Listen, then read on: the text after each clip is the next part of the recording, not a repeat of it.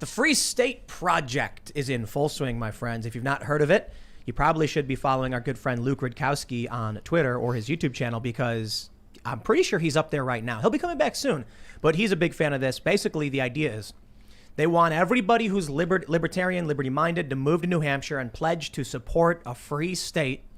And now a state rep has filed paperwork to secede from the union, or whatever. However, you got to be really careful with this stuff, because they're like considering a proposal drafted to be up for debate or something like that. But basically the paperwork would put on the ballot that New Hampshire should be a free, independent state. It's a sovereign nation, independent from the U.S. And this is not surprising. We've known about the Free State Project. We know about the people who are moving there and why they're doing it. And I got to tell you, as much as there's a lot of establishment people in New Hampshire going, no, stop, don't. If the Free State Project works and people keep moving there that are staunch libertarian, anarcho-capitalist, or even some people are anarcho-communists and like leftists being like, yo, we'll take a free sovereign nation and build our own little commune. If all of the true anarchists and libertarians do that, it's only a matter of time until you actually have a vote that passes and you have a state saying, we hereby secede. So I'll tell you this.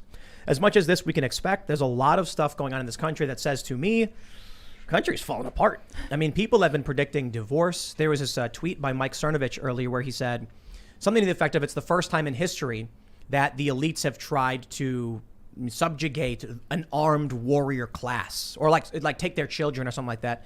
And we don't know how that will play out because there's no historical examples of this. And I'm like, it's a good point. People who leave the military and they're loaded up on guns like crazy are not going to sit back. So it's possible states just start breaking apart. We already have in Texas. They passed this bill with we're going to make our own suppressors, and the federal government has no jurisdiction over this. And the federal government, the ATF, is like, yes, we do. And now they're arguing. You've got sanctuary gun laws. You've got sanctuary immigration states. More and more, the federal government seems to be slowly fizzling in a lot of ways. Joe Biden comes out and gives his announcements where he's basically only speaking to blue states. We've seen it from NPR data on vaccination rates in states. The states with the highest vaccination rates are all Biden states, and the states with low vaccination rates, like 40% and below, are all red states. So when Biden comes out and says, our patience is wearing thin, he's looking right into the faces of the people in red states and saying, you better do what I'm telling you. He's not saying to people in the blue states. So that divide, it's there. So we'll talk about a lot of this stuff. We got some tech stuff to talk about too. There's a lot going on with the crypto space. So we're being joined by Bill Ottman. Hey. Introduce yourself, good friend. What's up, everyone? I'm Bill, co-founder of Minds, Minds.com. Whatever you do, don't go to Minds.com. There you go. Oh, you're trying to trick Alex people. Jones stuff.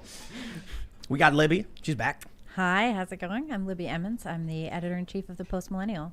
Right on. Glad to be here. Oh, yeah. We have some stuff to talk about with the Post Millennial. Oh, yeah, for sure. Because I was tweeting up a storm about that VPN company. Uh-huh. Yeah, so we'll get into that, the cancel Okay. culture stuff. Yeah, They were nice. coming after Andy, and, we'll talk about that. We got Cool. Ian chilling. Hello, everyone. Ian Crossland up in the house. Good to see everybody.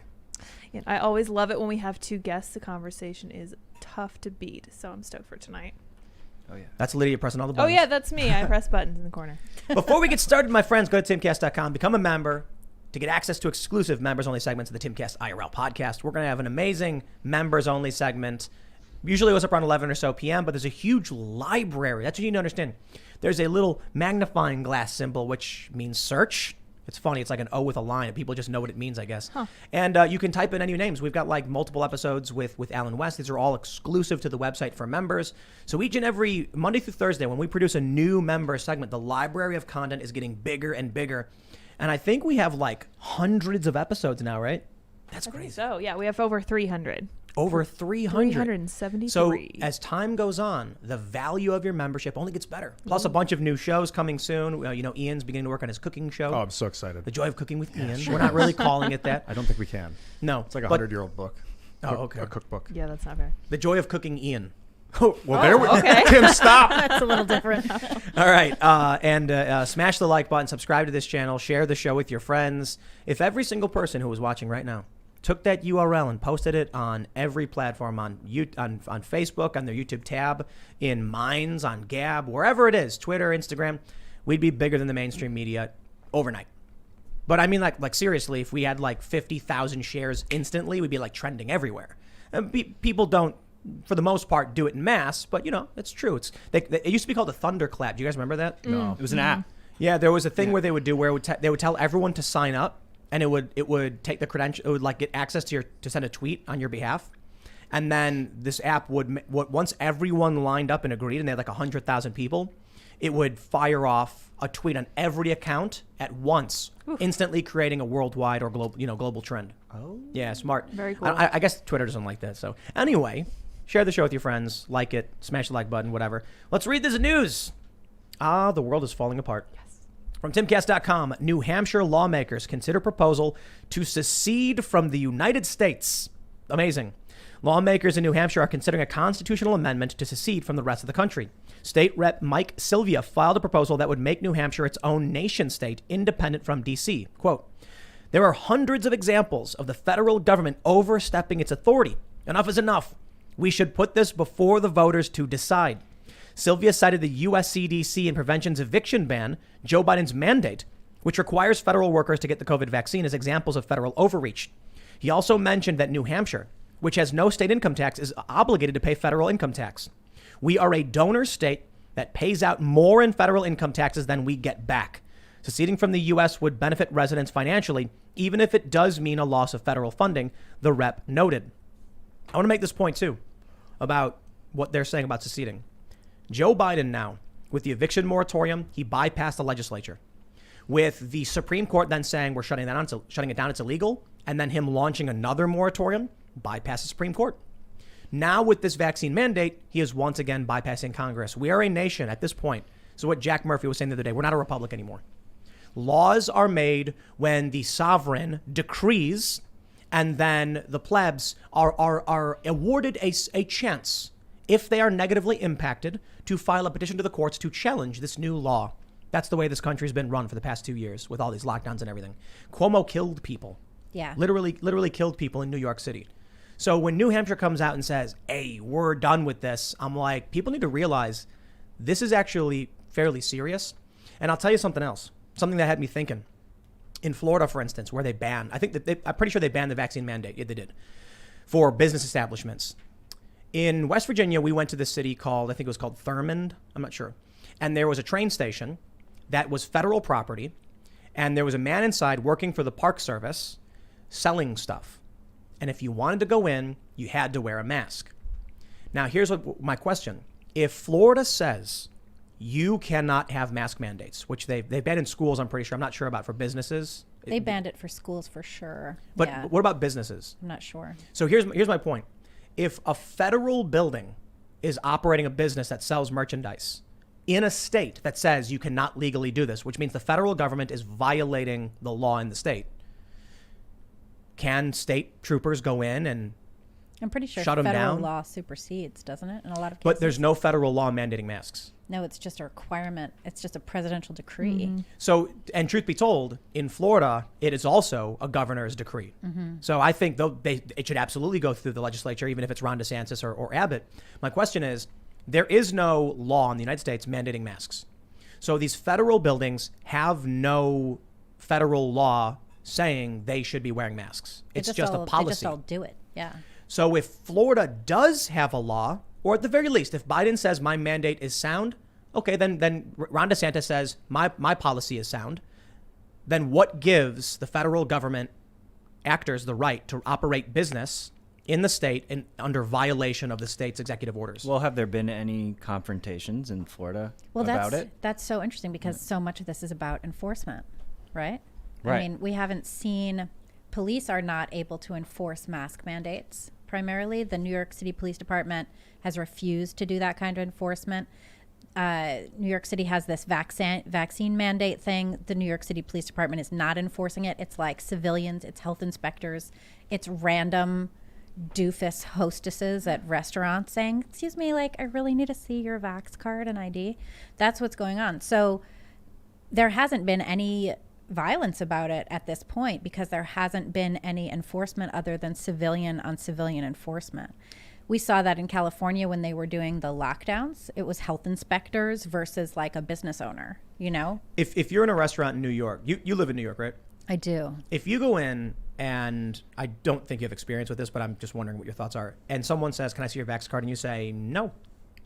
What are they going to do? I don't know. Because the cops won't enforce it, you're saying? Yeah, the cops are not going to enforce it. I think then it's just a question of like you standing there saying no and the person there going, "Well, sorry." There was actually a case today. We ran a story about this in the Post Millennial. It was this viral video. I don't know if you saw it. Yeah. It was this like white restaurant manager or owner or whatever trying to kick a black family out of a restaurant. Yikes. So there's dark stuff, so dude. it's like systemic racism for everything except this, apparently. And you had the rest of the patrons in the restaurant saying like, "Oh, you need to show your Vax card," and he's like, "We're not vaccinated." And Yeah, he was citing a religious exemption. But the reason I brought this up in Which reference to yeah. New Hampshire, because I don't want to veer too much off of Sure. talking about secession from the United States, is that I think this family should move there. in the Civil War, what kicked it off was Fort Sumter, when these states were like, "Yo, we secede, screw you," and then Union soldiers were still there, and the South Carolina, I think it was South Carolina, was like, "Yo, get your troops out," and they were like, "No," and they said, "Then we're going to force you out," and then a fight broke out, and then a bunch of other states were like, "Dude, we're out."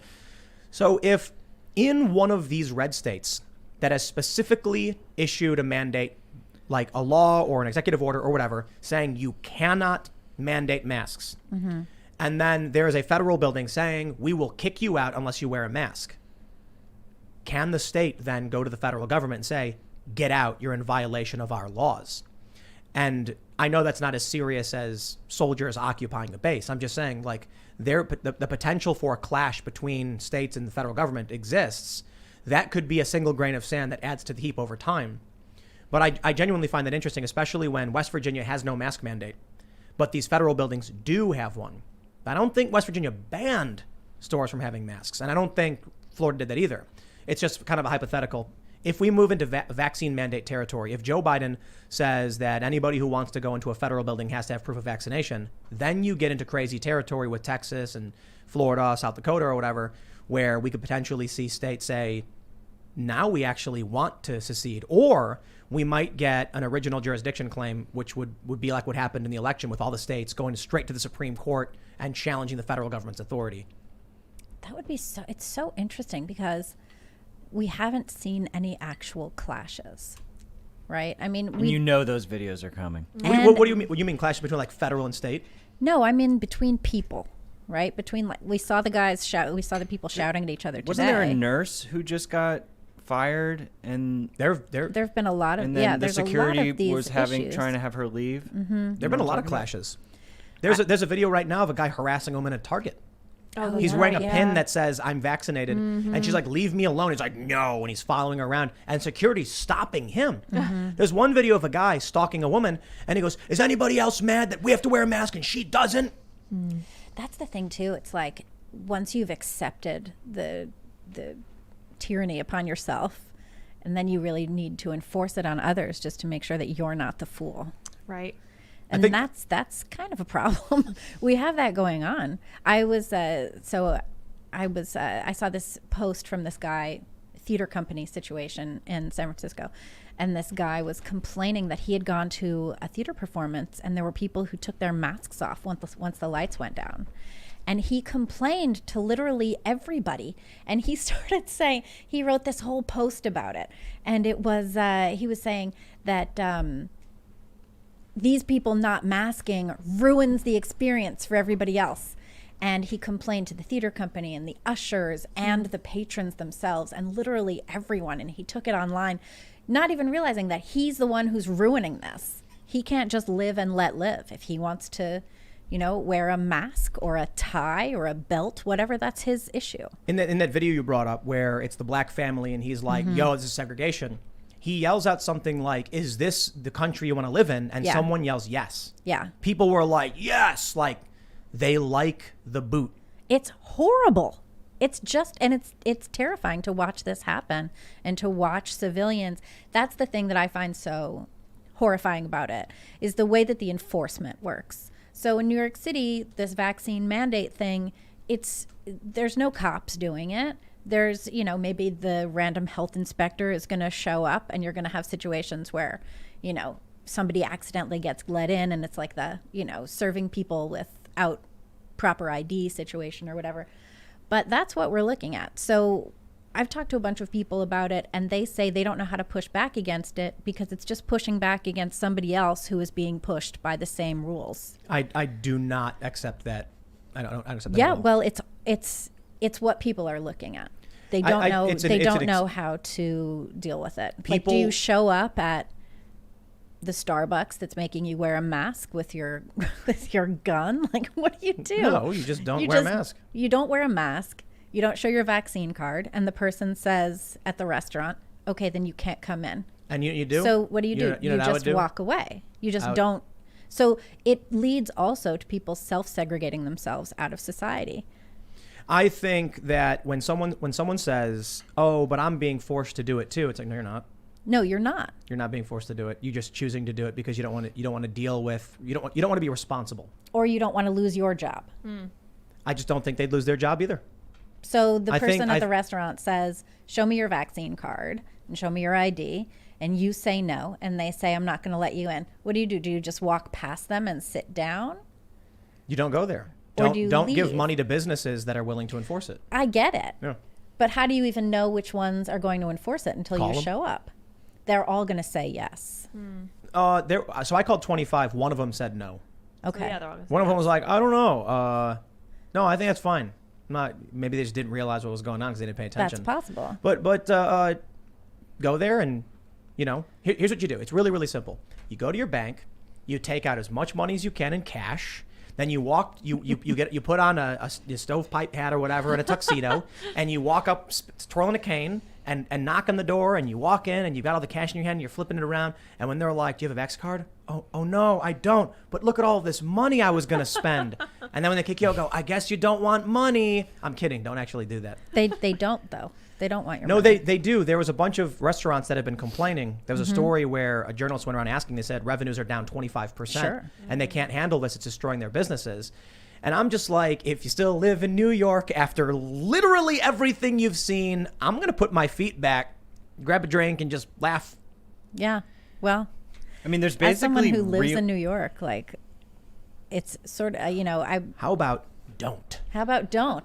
But I mean, we have real You know. world data now that psychologists are going to have an absolute field day with, because this is like what, all of the classic studies on obedience were Yep. based around. And now there's just data everywhere in real world information that there's going to be crazy studies that happen based on all of these events. We there live in a might be, but we simulation. destroyed our entire social sciences. No. We live in a simulation, and this is the purpose: to see how many people would just be like, "You hit me harder, Daddy." to gather data for the simulators. But we already saw that. That was like the whole first half of the 20th century. Oh yeah, I know. We It's amazing. said, "Hit me harder, Daddy, until I Well, bleed, please." But And maybe then they did. maybe the test is, with the history, knowing this, what happens to a population with a history of negative consequences to authoritarianism? What happens when you then reintroduce authoritarianism to a population that knows it? And we can clearly see, that's why I call it a cult. These are people who just believe whatever they hear on TV, even though it's like lies all the time. They say like, "I trust the science." It's like, you didn't even read it. They're like Right. they criticize people who do research, like, all you did was read a few articles. Did you do a double-blind controlled study? And it's like, no, and you didn't even read the articles. It's like, you've done less than I have.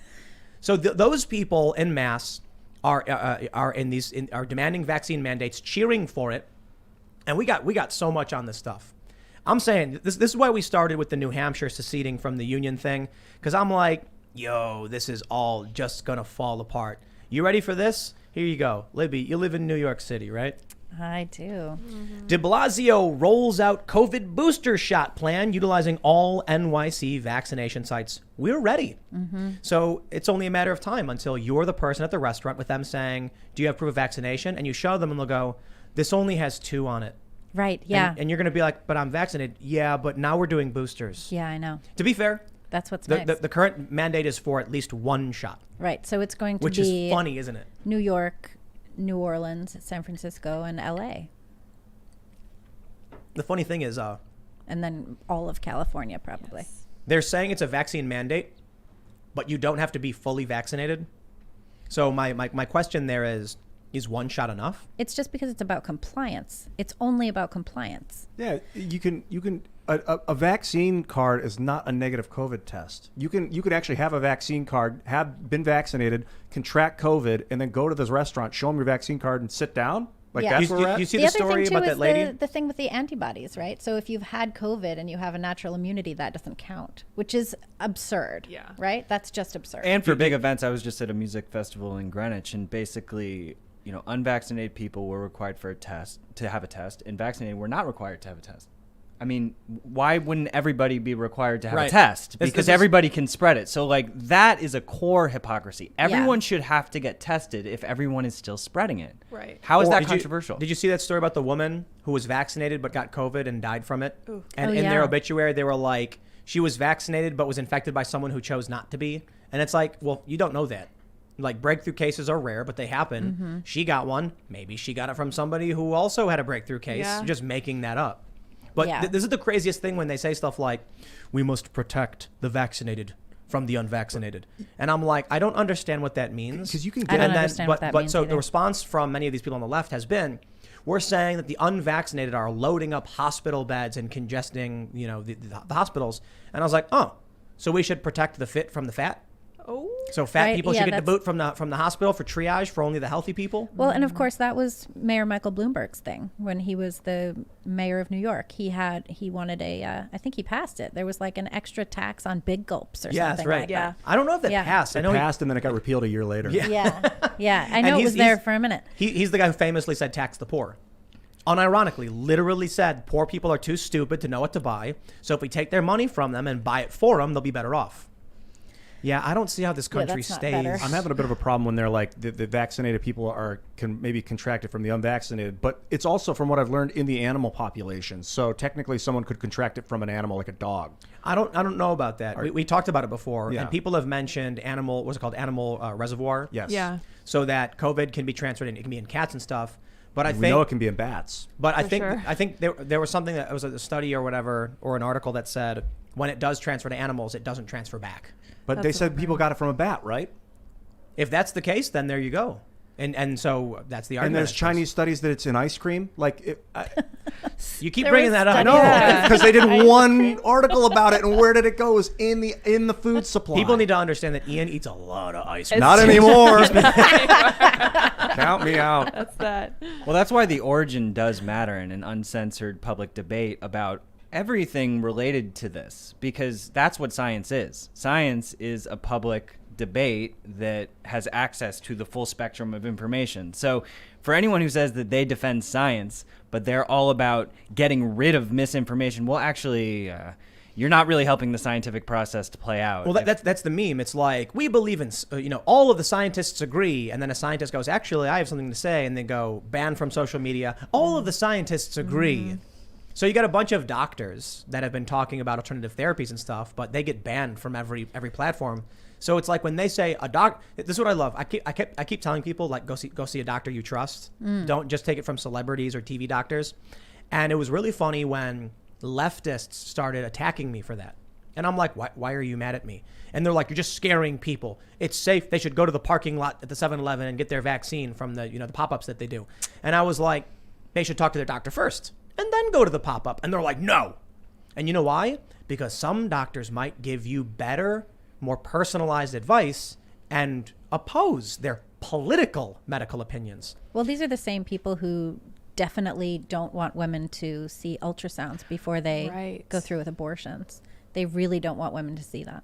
Oh, yeah, because So like, hey, they look, that's a oppose baby. those laws. And then, because if you see an ultrasound, I was pregnant one time, and you see the ultrasound, and it's crazy. You're like, oh my God, that's my baby.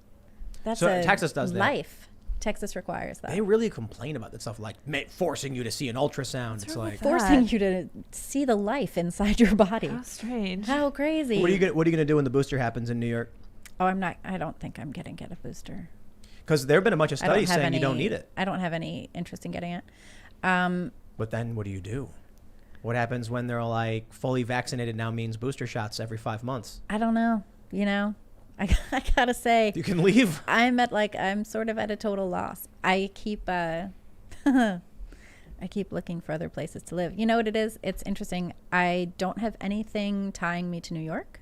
I used to have a lot of things tying me to New York, like lots and lots of things. And now I have there's no reason for me to be there. There's also no reason for me to be anywhere else. I basically have no reason to be anywhere at all. There is a reason to be somewhere else.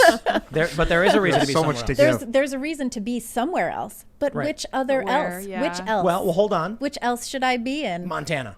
That works. Montana. You're closer to Canada and those post-millennial peeps, right? Yeah, but they're in they're- Vancouver, right? No, they're Oh. in Quebec. Oh, really? Up by North Yeah. New Hampshire. They speak French. Hey. Not really. There's a big super volcano in Well- Montana. Oh, really? Yeah. Oh, yeah. Yeah. Yeah, but Andy knows up in Portland. Go to Bozeman. Yeah. That's a college town. I'm sure it's very blue. Yeah, These it's are quite options. blue. I will put them on the map. You should see my map. It's ridiculous. I could Hey. go here. I could go there. You go to my Idaho. whole I mean, the other thing too that I've only ever lived in the Northeast, right? Like Maine. I've never lived in Maine. Maine's great. Blueberries. Maine nice. is Maine's kind of beautiful. nice. I actually yeah. went up to Maine with Bill one time on vacation. The water is freezing. Oh, Well, sure, yeah. Jeez. And they have black flies. Ooh, Those big nice. things, they bite you. It's They really have incredible. green ones in New Jersey. You know what they do? They when they bite you, it's not really quite a bite at first. It's like these little scissors, these scissors jaws, and they slice away at your skin, and then they bury their face inside and suck your blood out that way. That's why Wow. the bite hurts so much. Oh, yeah, I because it's think I not heard like a about little that. needle. It's like Snipping scissors. your Up skin. in there. Wow. Yeah. Wow. Those are like those black mosquitoes. They look engineered. Have you ever seen one of those up close? They look like robots. Oh, Or the interesting. ones with I got like bit by one in Brooklyn. with like the patterns on them.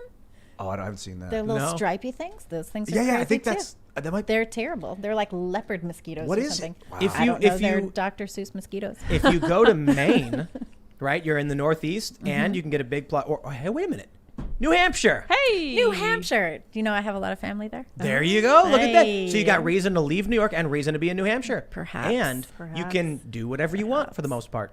You can have chickens. Chickens. We're big fans. We Yeah. are the biggest love fans. chickens. Has there been a What would secession I in possibly any do with a bunch country of chicken in eggs? recent? Has there A been any secession? form of an actual secession in common, memory? Or In the history, US? or like anywhere? I No, mean- anywhere. Part Common- of Idaho is trying, or part of Oregon is trying Yeah. to Yeah, secede but- to Idaho. When did the whole Sudanese thing happen with Sudan and South Sudan? That was I That mean, was a while ago. yeah. So probably not in our lifetime, unless look. I'll be honest.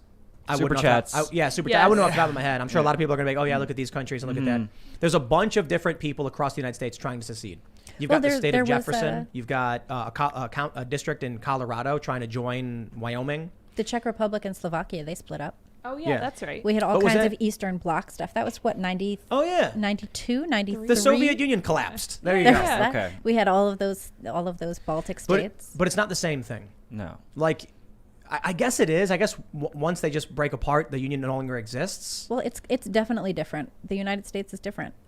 It's different worldwide, right? When the U.S. is the beacon of freedom. It's all of these things that we American exceptionalists say that it is, and it's these things in part because we say it is, and it's these things in part because of our history. When the U.S., if the U.S. crumbles, if the U.S. loses freedom and liberty, then the world loses those things. It's not just us. It's the entire world. Yep. I just want people to realize something. I want you to imagine something. I mean, Australia is not a free place. Nope. Right. We know that the people, I love to cite the poll on economics, that Democrats think the economy is doing fairly well, but independents and Republicans think it's doing fairly bad, which is objectively true, especially with the latest like inflation numbers and all that stuff and the forecasting down to the GDP and things like that, which Jack still says is still pretty good. But anyway, I digress. I want you to imagine these people who live in California who voted for Gavin Newsom. They adamantly believe you are in a death cult. And it's funny because you'll see it on Reddit, you'll see it on Twitter. They say, these people are in a death cult. And you're like, it's really weird how in this political faction, we can have liberals, moderate, centrist, conservatives, religious folk, all having discussions and debates on a variety of issues, all disagreeing, but agreeing on liberty and principle, and then being told they're in a cult. And then you have the completely homogenous faction on the left believing they're not in the cult, but they just believe whatever they're told on TV. My favorite is when you go to like r/politics on Reddit, and there'll be a headline that's an outright lie. And if you actually click the article, you'll see it's not true. But all of the comments are like, we're so smart, and this is true. So I want you to imagine those kind of those people. Then I want you to imagine an actual conflict breaking out. And they're telling themselves and their friends and their families, the dangerous Trump death cultists are trying to take this country and we have to stop them. The insurrection, all of that stuff, which they genuinely believe. Yeah, they're going to fight. They're going to fight believing that they're right. And then people like us are going to be sitting here being like, yo, a bunch of crazy people are trying to push crazy, nonsensical things on everyone else. The point I'm trying to make is there is no remedying the divide. It's impossible. It's not possible. I mean, that's an extreme statement. It It's might not be. possible. It might be possible. I'm thinking about Hitler abusing the media to drive people crazy and radicalize people. And now the media has driven people crazy and is radicalizing people, but there's no Hitler. There's no cult leader. They did away with, they don't need it anymore. Somehow they didn't need a cult leader. Let me pull up this story and then I'll go into detail. This is from Reuters. Pelosi predicts what's his name would fail in 2024 House run. Well, that's the headline, but I think they bury the lead. At the end of the article, we see this. I say to my Republican friends, and I do have some, take back your party, Pelosi said. You have now been hijacked by a cult that is just not good for our country. Dude, there's no remedying this. Nancy Pelosi is she's 80 years old. She's older than that, isn't she? 82. She is as crooked as they come. Joe Biden got a prosecutor fired in Ukraine because he was I won't say because, but he was investigating Burisma, a company his son was a board of director on, one of the board of directors. Joe Biden flew his son on Air Force 2 to China to negotiate a private equity deal. Joe Biden, just when he was put in charge of Iraq, all of a sudden his brother gets these lucrative contracts for doing construction in Iraq. The dude is as crooked as they come. We know it. And Pelosi has the nerve to say that everyone else is in the cult. You cannot convince Pelosi voters who keep empowering that crooked, corrupt behavior that they are empowering crooked. Look at this. Gavin Newsom just won. Yeah. They won't even recall a guy who says, you're not allowed to go outside, but I'm going to go to a restaurant without wearing a mask. I think they just really like his hair. Yeah. I that's think the we're dealing with the whole thing. with NPC lemming type, whatever. Look at But you it's see interesting- Penn Jillette sitting there with Newsom giving a thumbs up. Yeah, that's These crazy. people have gone insane. Penn Jillette was a Cato libertarian. Yeah, he was a question authority guy. And now he's sitting there with the guy who's ruling by decree with a thumbs up, happy it's happening. They've lost their minds. Well, they're using crisis as a reason to abandon our traditions and our representative government. And they're saying that because it's a crisis, we now get to abandon all the rules and do these executive and, overarching things. And what's being missed, of course, is that it's during a crisis, it's when things are at their most dire that you have to hold fast to your principles and to your values and to your traditions of government, for sure. What we need is a representative government. And what we have is executives all over the country making their own determinations. Even the governors where I agree with what they're doing, which I would say in a lot of cases I agree with DeSantis, I agree with some of Abbott's stuff as well. I don't agree with how it's being done. I think it's being done in a completely garbage way. It's being done in a way that undermines the very values of our nation. And it's not okay. It's just not okay. But you said also that these people are going to fight, right? These the Newsom supporting Pelosi types, right? They're not going to fight. No. I'm not They're saying going to get the government to fight for them. And then what's everybody else going And to who do? are the people who are in the police departments and in the Right. army? It's those people. Because right now in the army, you have that lieutenant colonel who resigned and said, I will not abide by this tyranny. I will not stand for the critical Right. race theory. All of these rational thinking individuals are like, I am out. Who will be left holding the weapons? So I'm not saying your average sitting at home filling out a mail-in ballot Gavin Newsom supporter is going to be in the streets yelling and flinging torches or something. But a decent percentage of these people who go march in the streets with doing the communist salute, the red salute, while they're protesting, those people will fight. Antifa will act as partisan, Right. engaging in violence to gain political power and territory. The police who remain are gradually becoming more and more pro-establishment authoritarian.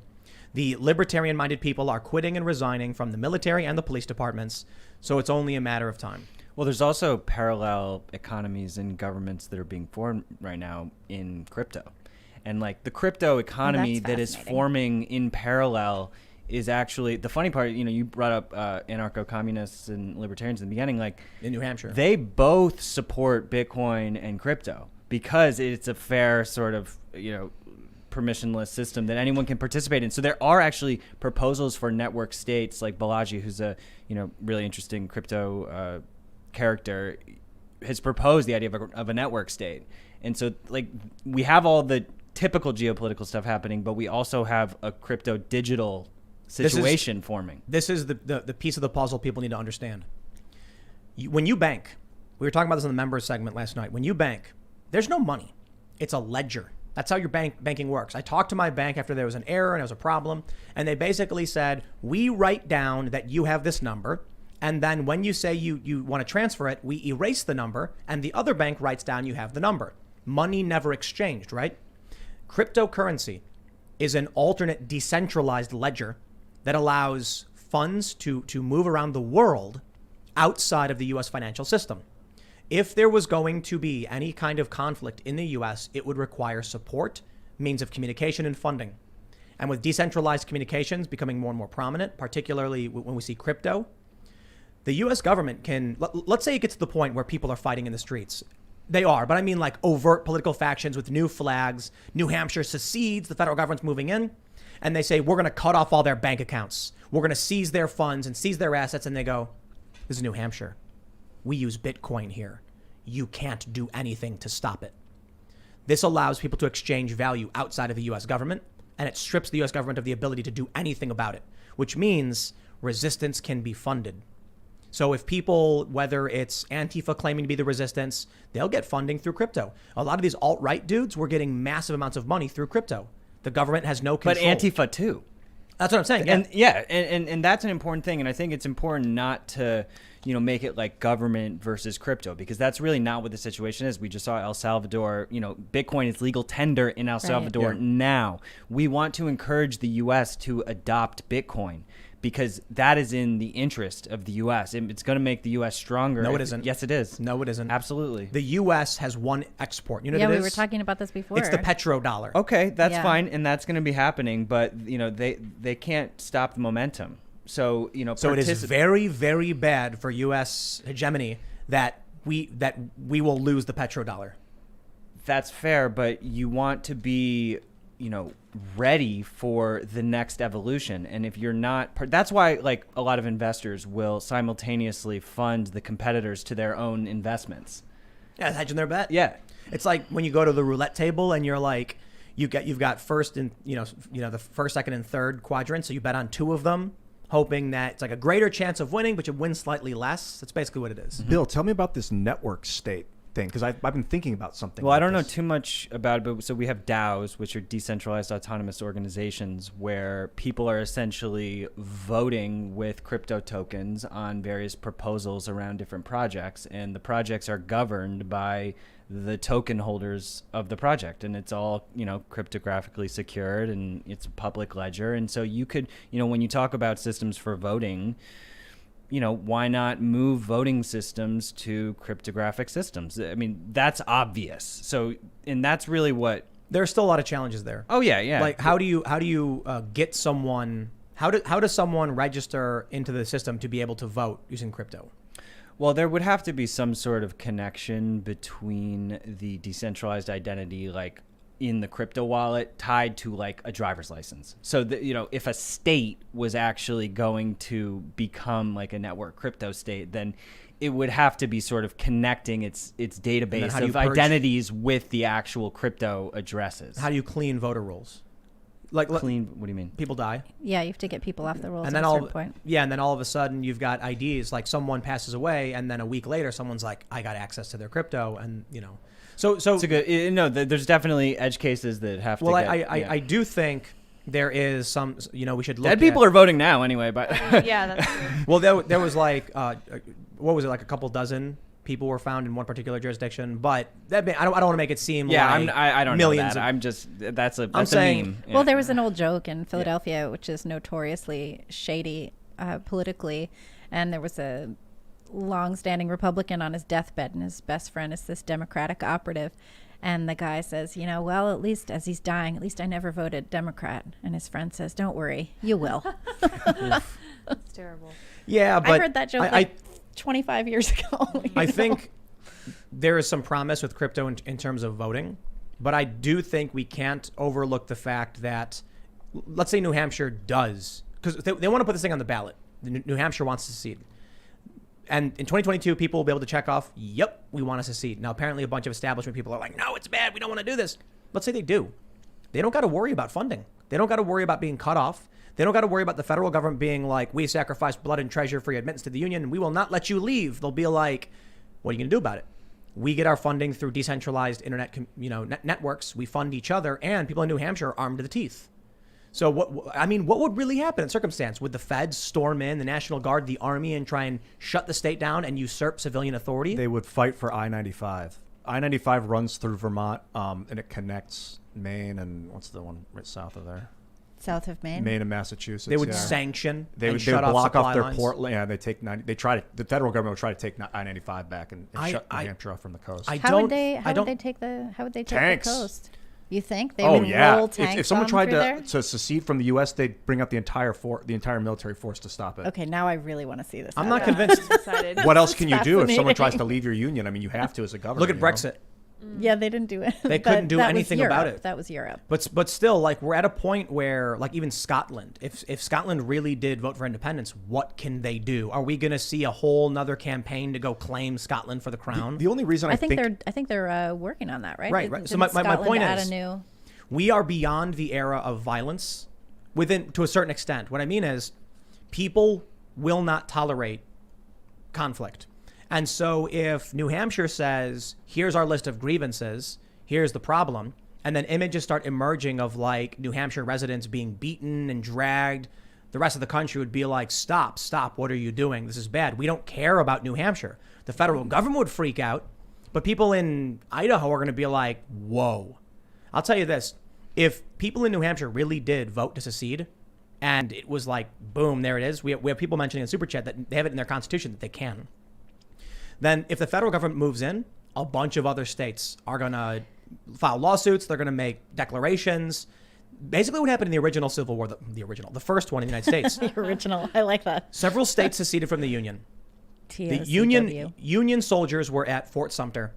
And when conflict started, I think it was 7 more states that went, whoa, we're out. We're done. The moment you started attacking states that... Yeah, I see we're I-95 out. as Fort Sumter. If they try and block the road from Massachusetts to Maine by taking it to a new country, then the government would try and take it back, and that would be like a Fort There's Sumter another moment. thing, too, which is southern New Hampshire is mostly just a bedroom community for Boston. So Yeah. a lot of people who live in that little southern New Hampshire area that borders on Massachusetts work in Boston or work in Massachusetts.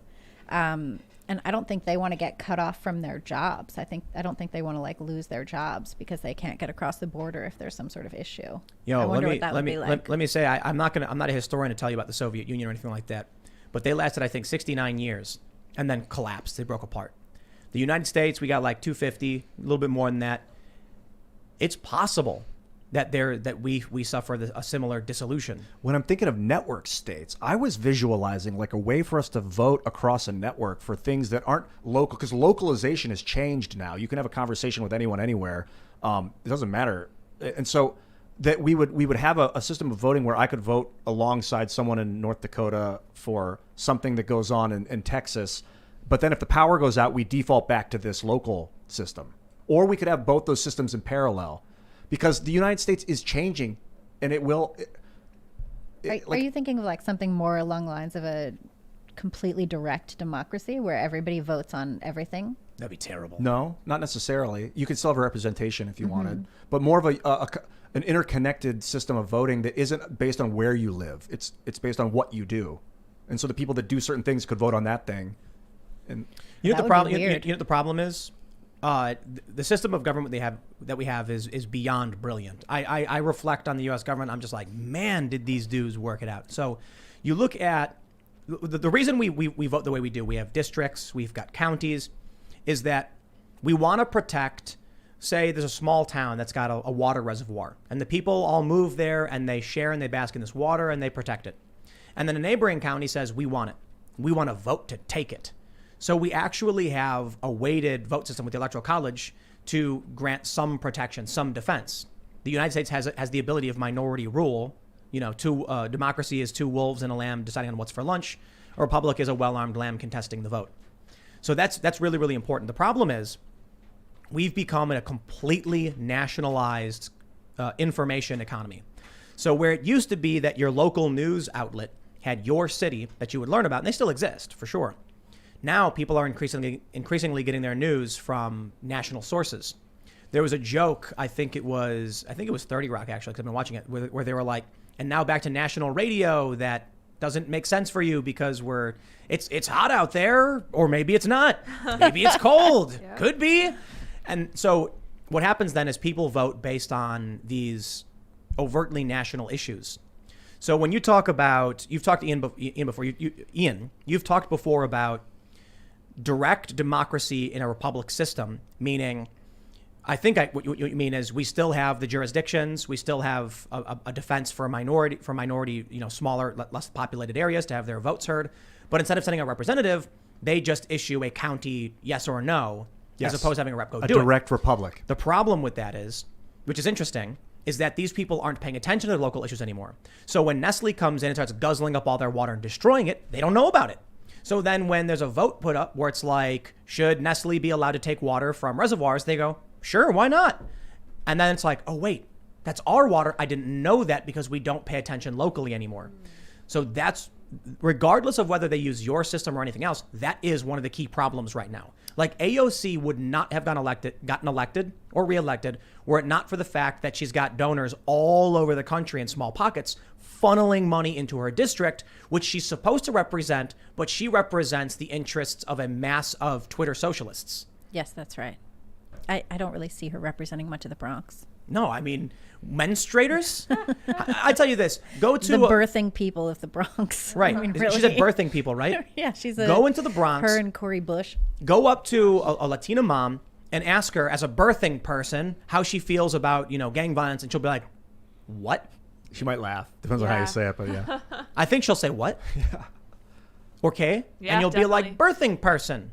AOC is a Congress birthing person. Mm-hmm. No one talks like that, and she's not representing the people of her district. The problem is these people don't know or don't care, and they vote for it. Like Nancy Pelosi said, people would vote for this glass of water if you put a D on it. That's what she said. That's what she said about her district and AOC's. You put a D on a glass of water, and people will elect it. The uninformed voting, how do you solve that? Now, that's another conversation completely. Well, the thing about the uninformed voting is we've completely crippled our educational system. So it's not like people are learning anything in schools at this point. We have uninformed voters, I think, by design.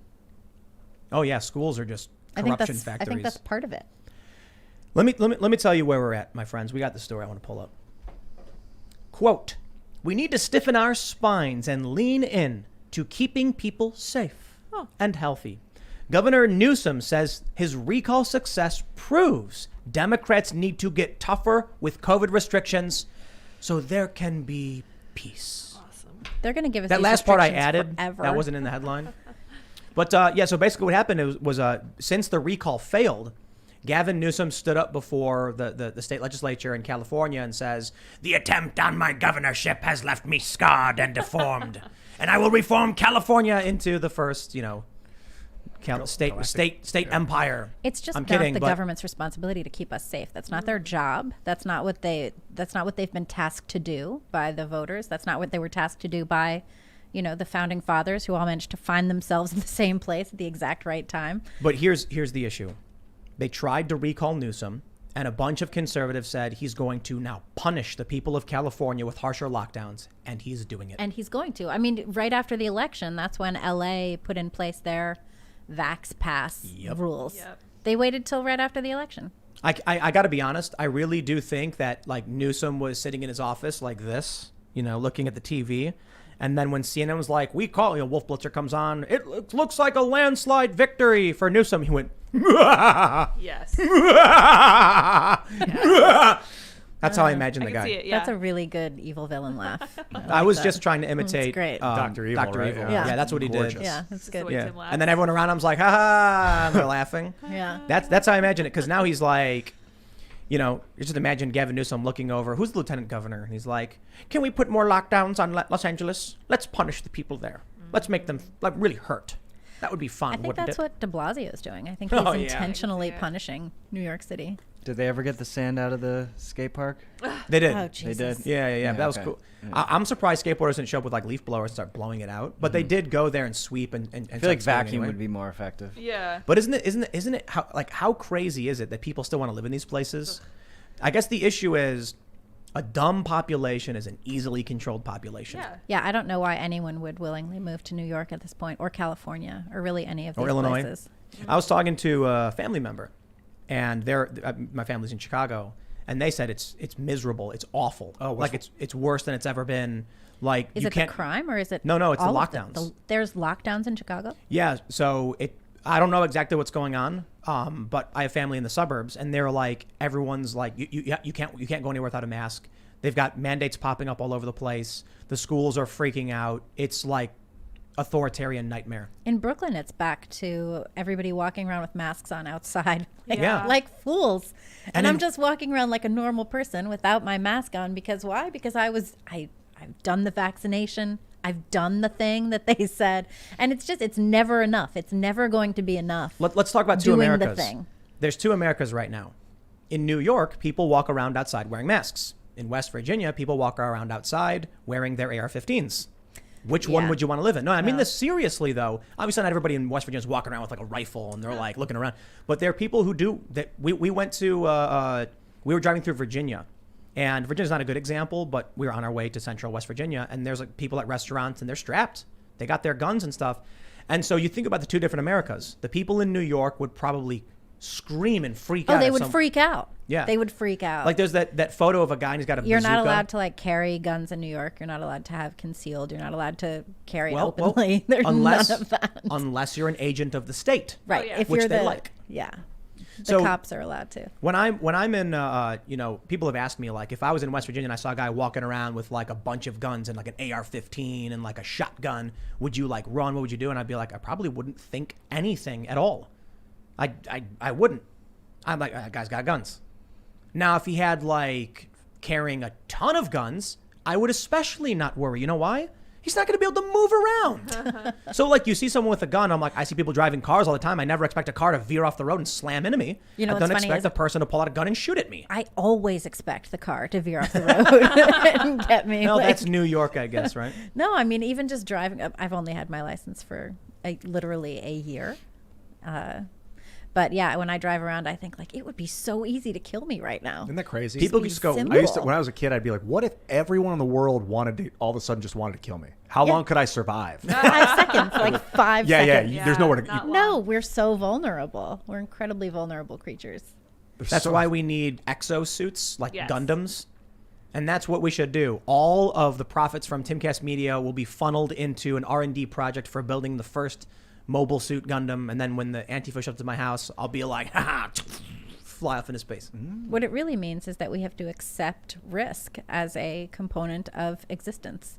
We Yeah. need to be relatively fearless in the face of that. We need to know that we're going to die, that we can't just be protected all of the time. We need to accept that. We need to revel in it. And we need to step out our front doors willingly and accept all of that, accept that we're not safe and that it's fine. It's fine to not be safe. Yes, but- it's but- good to take risks. If we don't take risks, that we have no reward. But this is the issue is that, of course, we know that. Of course, the people watching know this. But the cult doesn't care.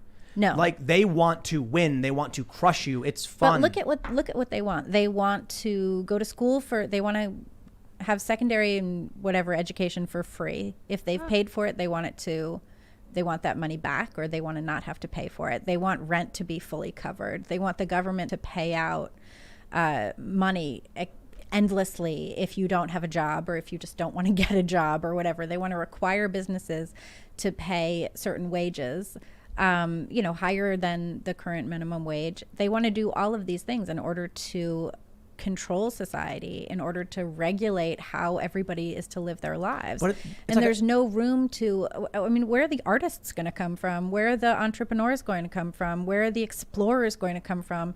The left has completely forgotten that in our hearts, we are a race of explorers. NFTs. The left is a Wow. Picasso painting, and the right is like an IKEA instruction pamphlet. If what you're saying is we have no conservative culture, you are correct. Yeah. Well, no, what I mean that is is an issue. the right is like very straightforward, and here's what we believe, here's why we believe it, here's what we want, here's what we're gonna do, and then they kind of just like it's not used. It's tossed to the side, Right. and then someone tries jamming the thing together without And actually. crappy materials. And yes, and the Poor left tools. is a Picasso painting where you're like, I think that's a person. Your policies are a mishmash that come together, and it's not a readable document.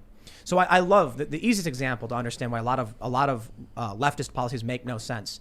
We'll use the Green New Deal. When they started talking about a Green New Deal, I was like, I like how this sounds. What are you saying? Like, we'll allocate government funding from like war R&D into like renewable energies. Maybe. What if they start doing infrastructure projects to reduce our dependence on foreign energy and things like that, and create maybe fusion ignition? A Green New Deal sounds pretty good. A major jobs project that works us towards energy independence. That'll make us more. That'll improve the economy. And then AOC comes out and goes, free college and free healthcare. And if you're not white, we'll give it to you first. And I'm like, that's not a Green New Deal at all. Has anyone Green New Deal. proposed a Green New Deal like you just said? No. Why? Okay, well, to be fair, probably. But AOC's Green New Deal was like, and you'll get free college, and people who aren't white will get reparations or something like that. I don't think she actually said reparations, but it was like identitarian, free college. Then you had on her website saying like, we need to stop air travel and farting cows. And I'm not exaggerating, literally said farting cows. And I'm like, dude, I made a video where I was like, a Green New Deal sounds great. Because we've been nation building in other countries for so long. We talked about it here. We were like, what if we did nation building in our own country? That would be actually kind of cool. A Green New Deal, right? Yeah. Instead, what we get from the progressives is this mishmash of social justice trash that has nothing to do with the environment. But we But I also, don't. Go ahead. No, go ahead. We don't get enough from like we said. There hasn't been a counter proposal that the is right's obvious enough. The Republicans are trash. Exactly.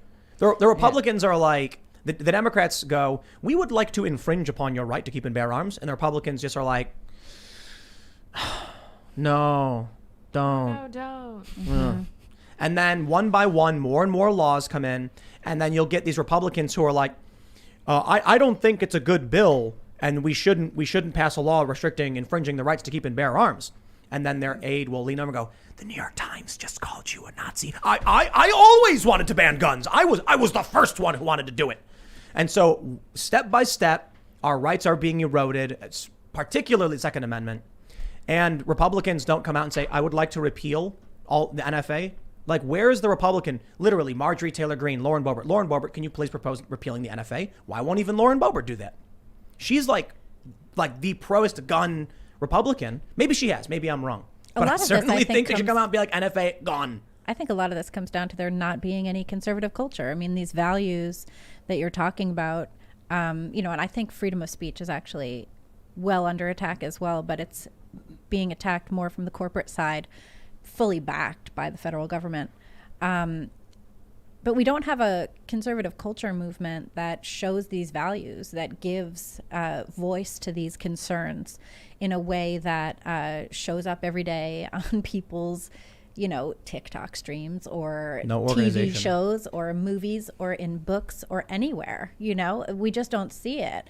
I was listening to Jack Posobiec has a new podcast, and he was talking about his children's book, which is like an anti-communist book for kids. We're at the point where we need anti-communist books for kids.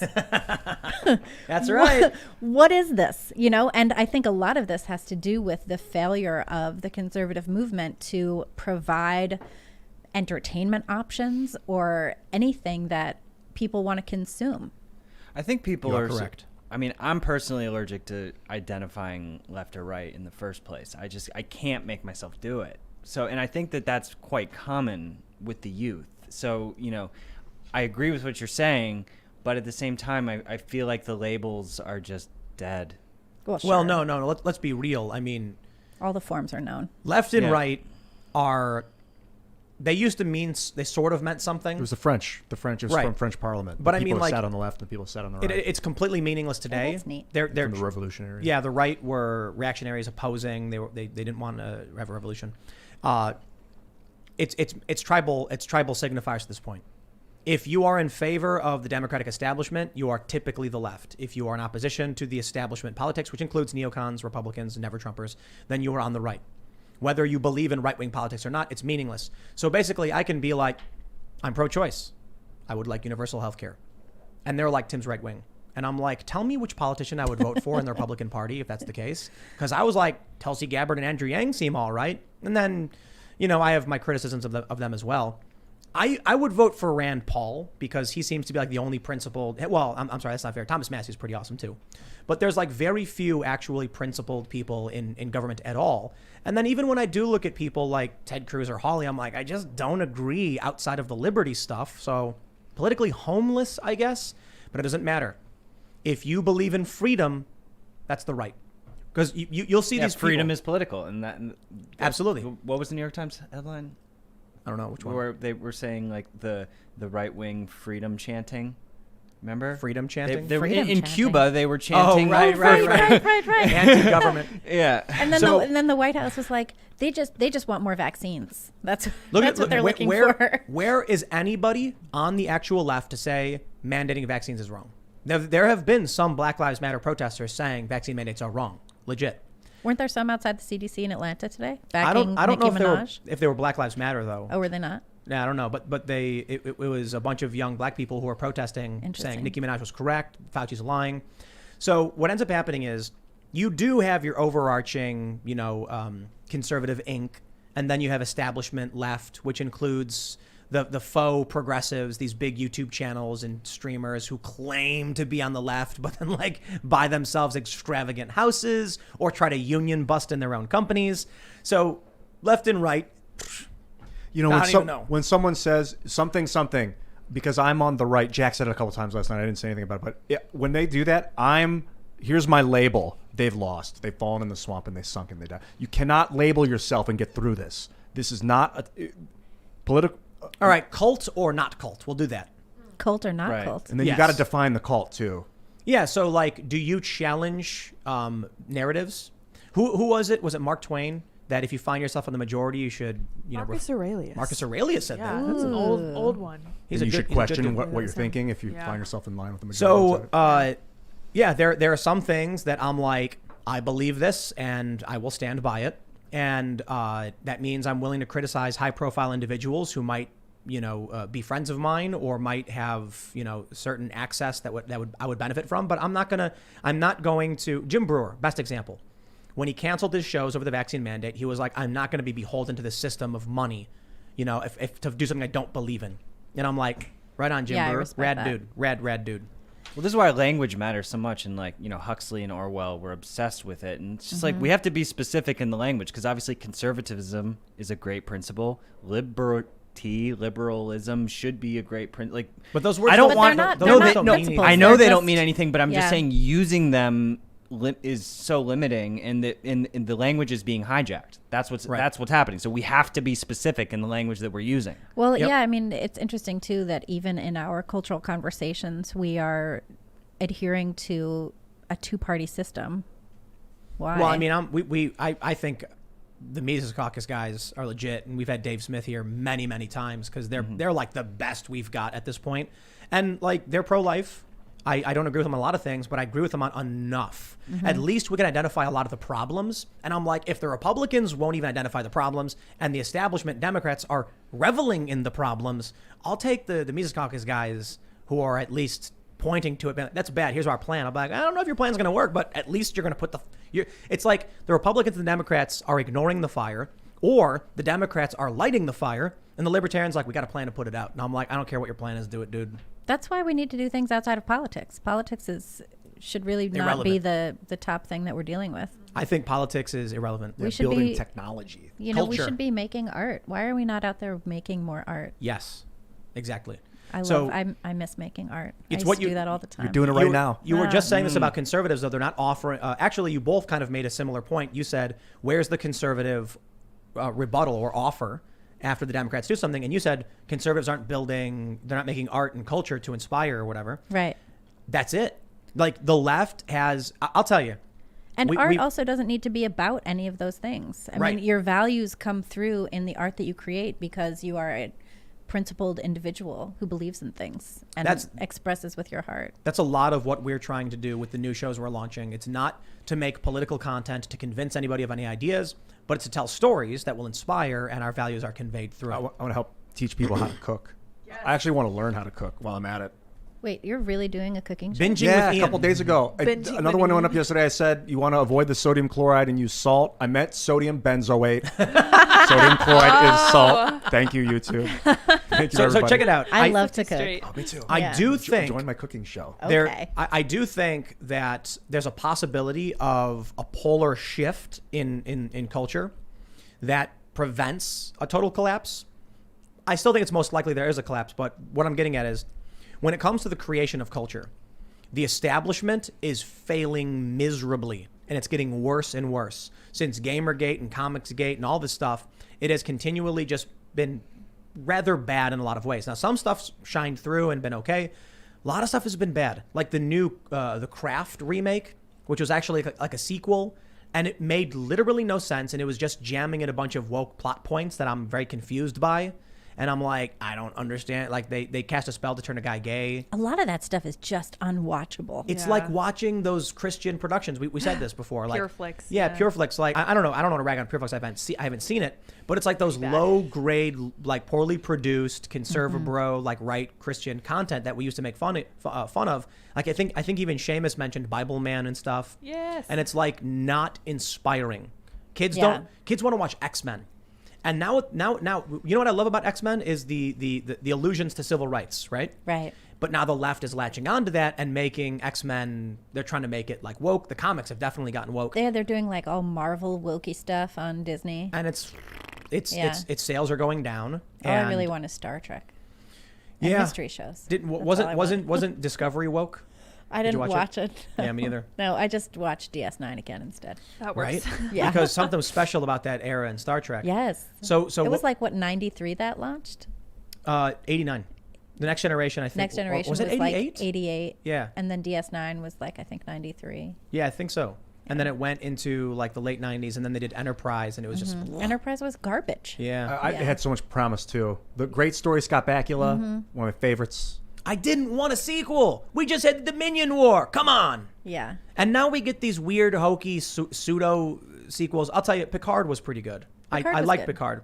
And you can do the social justice stuff right. But Well, the look at problem is Cisco. they're Look not at the doing it right. social justice stuff that they did on DS9 when Benjamin Sisko went back in time and was a... Sorry. Okay. Nerding out. Yeah. Anyway, but they What did- happened? They went back in time, San Francisco, and he was a sci-fi writer, and so he wrote a story about a black space captain in the future, and the publishers of the magazine said, no, we can't run this with a black space captain, and they ended up deciding to run it, but it was a dream that it was a black space captain, which, you know, there were so many layers in there, and that character in the timeline ended up in a mental institution, scribbling his stories on the wall. I mean, it was transcendent. It Wow. transcended. It was just perfect. Deep Space Nine was, It was fantastic. great. Avery Brooks was killer. We He's got so recommended good. the episode. I think it's called In the Pale Moonlight, and it's where Cisco stages what I'm forgetting, but basically he stages a conflict to force the Romulans to enter the war on the Yes. side of the Federation. Yeah. And it's like conspiracy, evil stuff. It's that show was fantastic. It was fantastic, and he was such a complicated captain. I look back at, I thought about this. I'm like, Picard was good. And let me just stress too, if you're not a Trekkie, don't worry. Like I want to keep this like, you know, at the surface level. The new show that came out, Picard, they're doing a season. I'm like, it's a good show, I but thought it was not interesting. profound. Yeah, it wasn't. It was not profound, not thought provoking, not it didn't inspire me to do anything. It was like, it's really fun to see Riker and Picard hanging out. But when you watch the original Star Trek, like, well, that, but mostly I think that I like the Next Generation better. When you watch the Next Generation, it deals with the philosophical consequences of technological advancement and other societies' advancement. Stargate does that really, really well as well. You told me to watch that. I still have to watch that. It's not the same, but it's similar. And it's like, we had these shows in the 90s that were like, here's a civilization that dealt with that, you know, instead of inventing electricity, they discovered, you know, plasma or something. And then it's like, how did they develop? What are their ideas? There's that really, really, really great moment where Data asks Picard about terrorism. And he says, something troubles me about, you know, these people and their conduct. And you know, we say terrorism is bad, yet it seems their strategies are effective. And often throughout history, we have seen these actions actually bring about political change. And Picard is like, humans have been struggling with these questions for generations, and I do not subscribe to the belief that political power is derived from the barrel of a gun. And I'm like, that was like, who are these writers who are just like thought-provoking philosophers? You know what else I was thinking of? When you hear about quotes from famous people like Ben Franklin, it's because only so many of his words could actually be translated through history, could actually be handed down, because he would write books and he would write things. But of all of the words the man said, probably 0.001% of his ideas have made it throughout history. Today, you have these writers of these shows building culture and giving these profound ideas on like the make of a man when Data is on when there's a trial to determine whether he's a sentient, independent life form. That's a great The people who wrote that are brilliant philosophers. And we're not going to take their names and put the quotes down. We're going to put Picard, Data, you know? I think about the value that TV and radio has given us as a species, and it's so great because it's our ability to transmit information and like you said, to pass the knowledge down. It's also created this danger where you see Hitler using the mass media to brainwash the people, and like how the media today is kind of brainwashing. So, but I think that the value outweighs the danger so greatly. So I imagine that that's a very, very good sign for our species. Do you think it's a coincidence that the best memes came out of that time of Star Trek? Like all the memes that come up on the internet are like from TNG. From that period. It's not surprising. Yeah. You know what? You mentioned the 90s, and I think the 90s to a certain extent were our reward for a difficult century.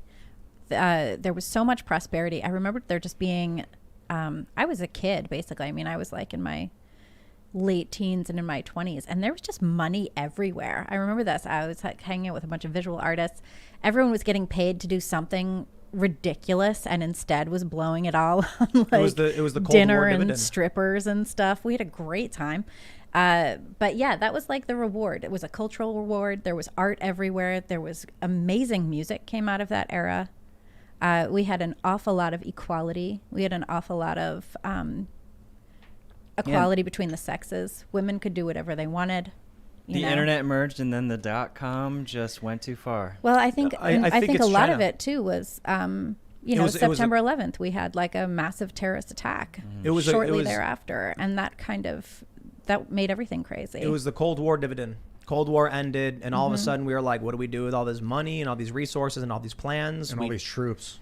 We had we made a lot of art in the 90s. There was really good visual art came out of that period. But then China started to emerge as a greater power. And then you had a bunch of problems here in the U.S., like the repeal of Glass-Steagall, and then the economic crisis. And now China's gaining more and more power. And now perhaps one of the biggest issues is that we, as a nation, have no ability to stop China from taking over as the global superpower and global economic power. And it's just like the U.S. at this point has become too feeble to fight back. As a nation, yeah, but not as people. We do China. Oh, go ahead. Sorry. I think with crypto and local governance, we can do it. But that's great. We'll have small pockets of independent, freedom-loving people who are tending to their chickens, which is fine. But China will be dominating the culture of the planet like the U.S. did for so long.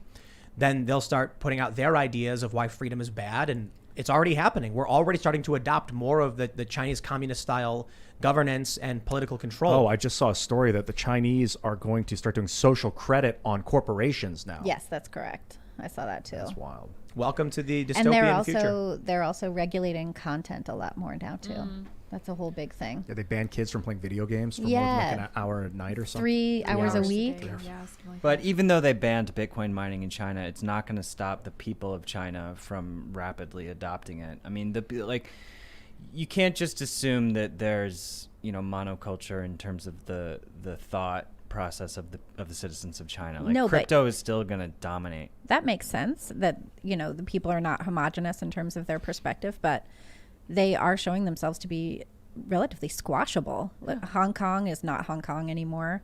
There's a genocide going on. And Pelosi, I think from that same interview that you pulled up earlier, she was saying that, yes, China is committing genocide against the Uyghurs, but it's more important that we team up with them about climate change. I mean, Yikes. we're idiots, like, for letting this kind of thing happen.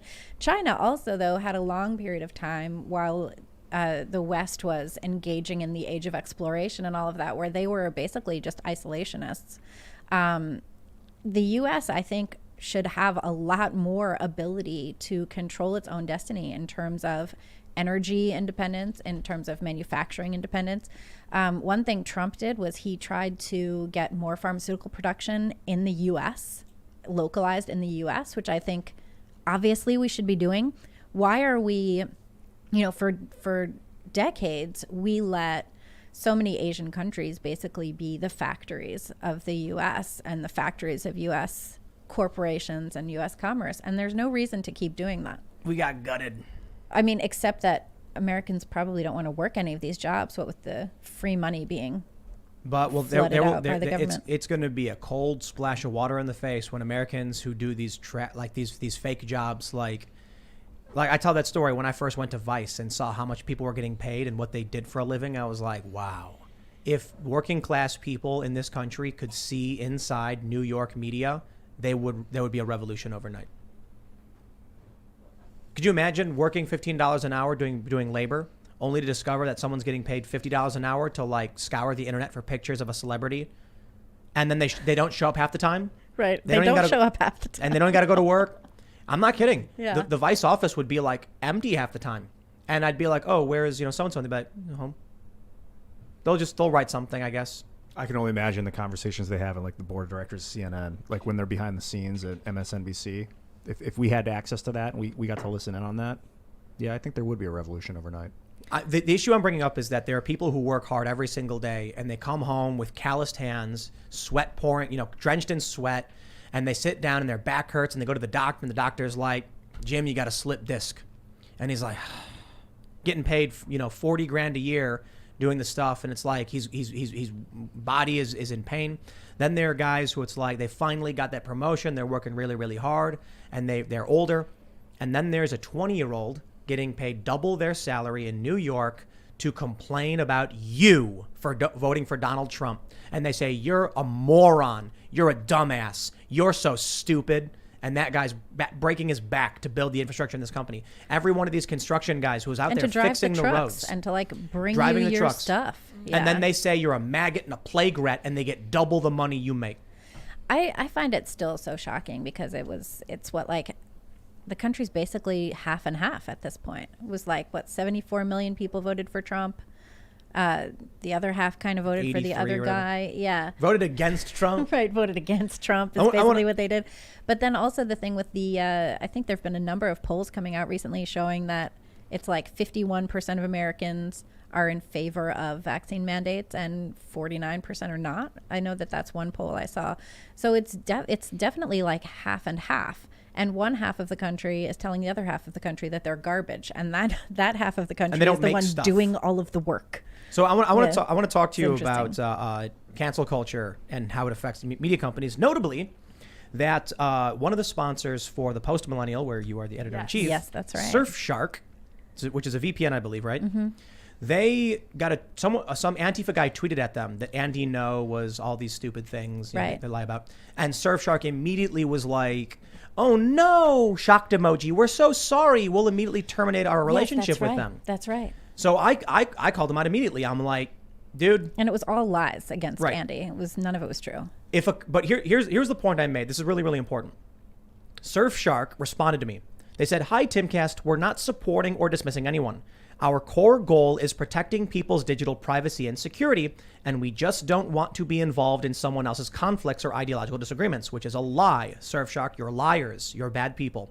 Because when Antifa tweets at you and then you say, you got it, buddy, we'll sever ties with a business over your ideology, you're doing exactly that. And now that you're getting backlash for it, you have the nerve to come out and be like, we just don't want to be involved.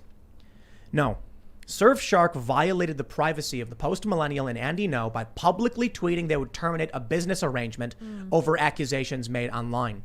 If they're willing to sacrifice or violate the privacy, look, if they wanted to sever, they could have privately called up and said, guys, we're not fans of this conflict, so we're not going to publicly call you out on anything, but we don't want to work with you anymore. That would be private. Instead, they publicly said, yeah, look at those guys. They're bad guys. We're not going to work with them.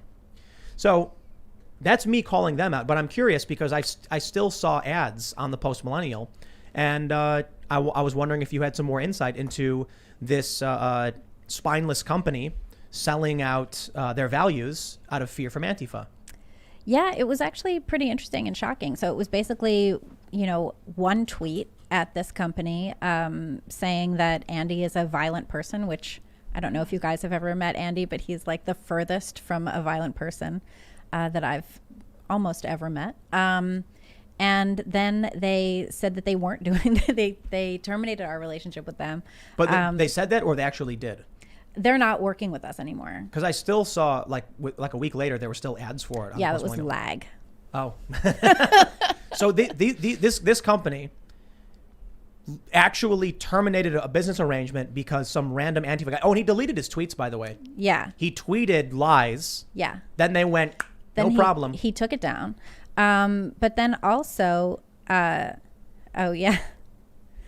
the ads came down a couple days late.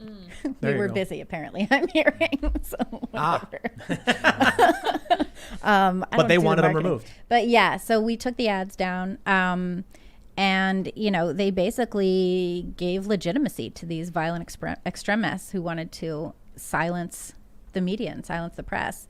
And they actually, they replied to customers too. And we have screenshots of this as well, because Andy reached out on Twitter and was like, hey, if you hear from them, and we have screenshots. They told customers that Andy was, violent, and we weren't going to be they weren't going to be working with us anymore because of Andy. There are a lot of people on the right who said they've worked with Surfshark. Mm-hmm.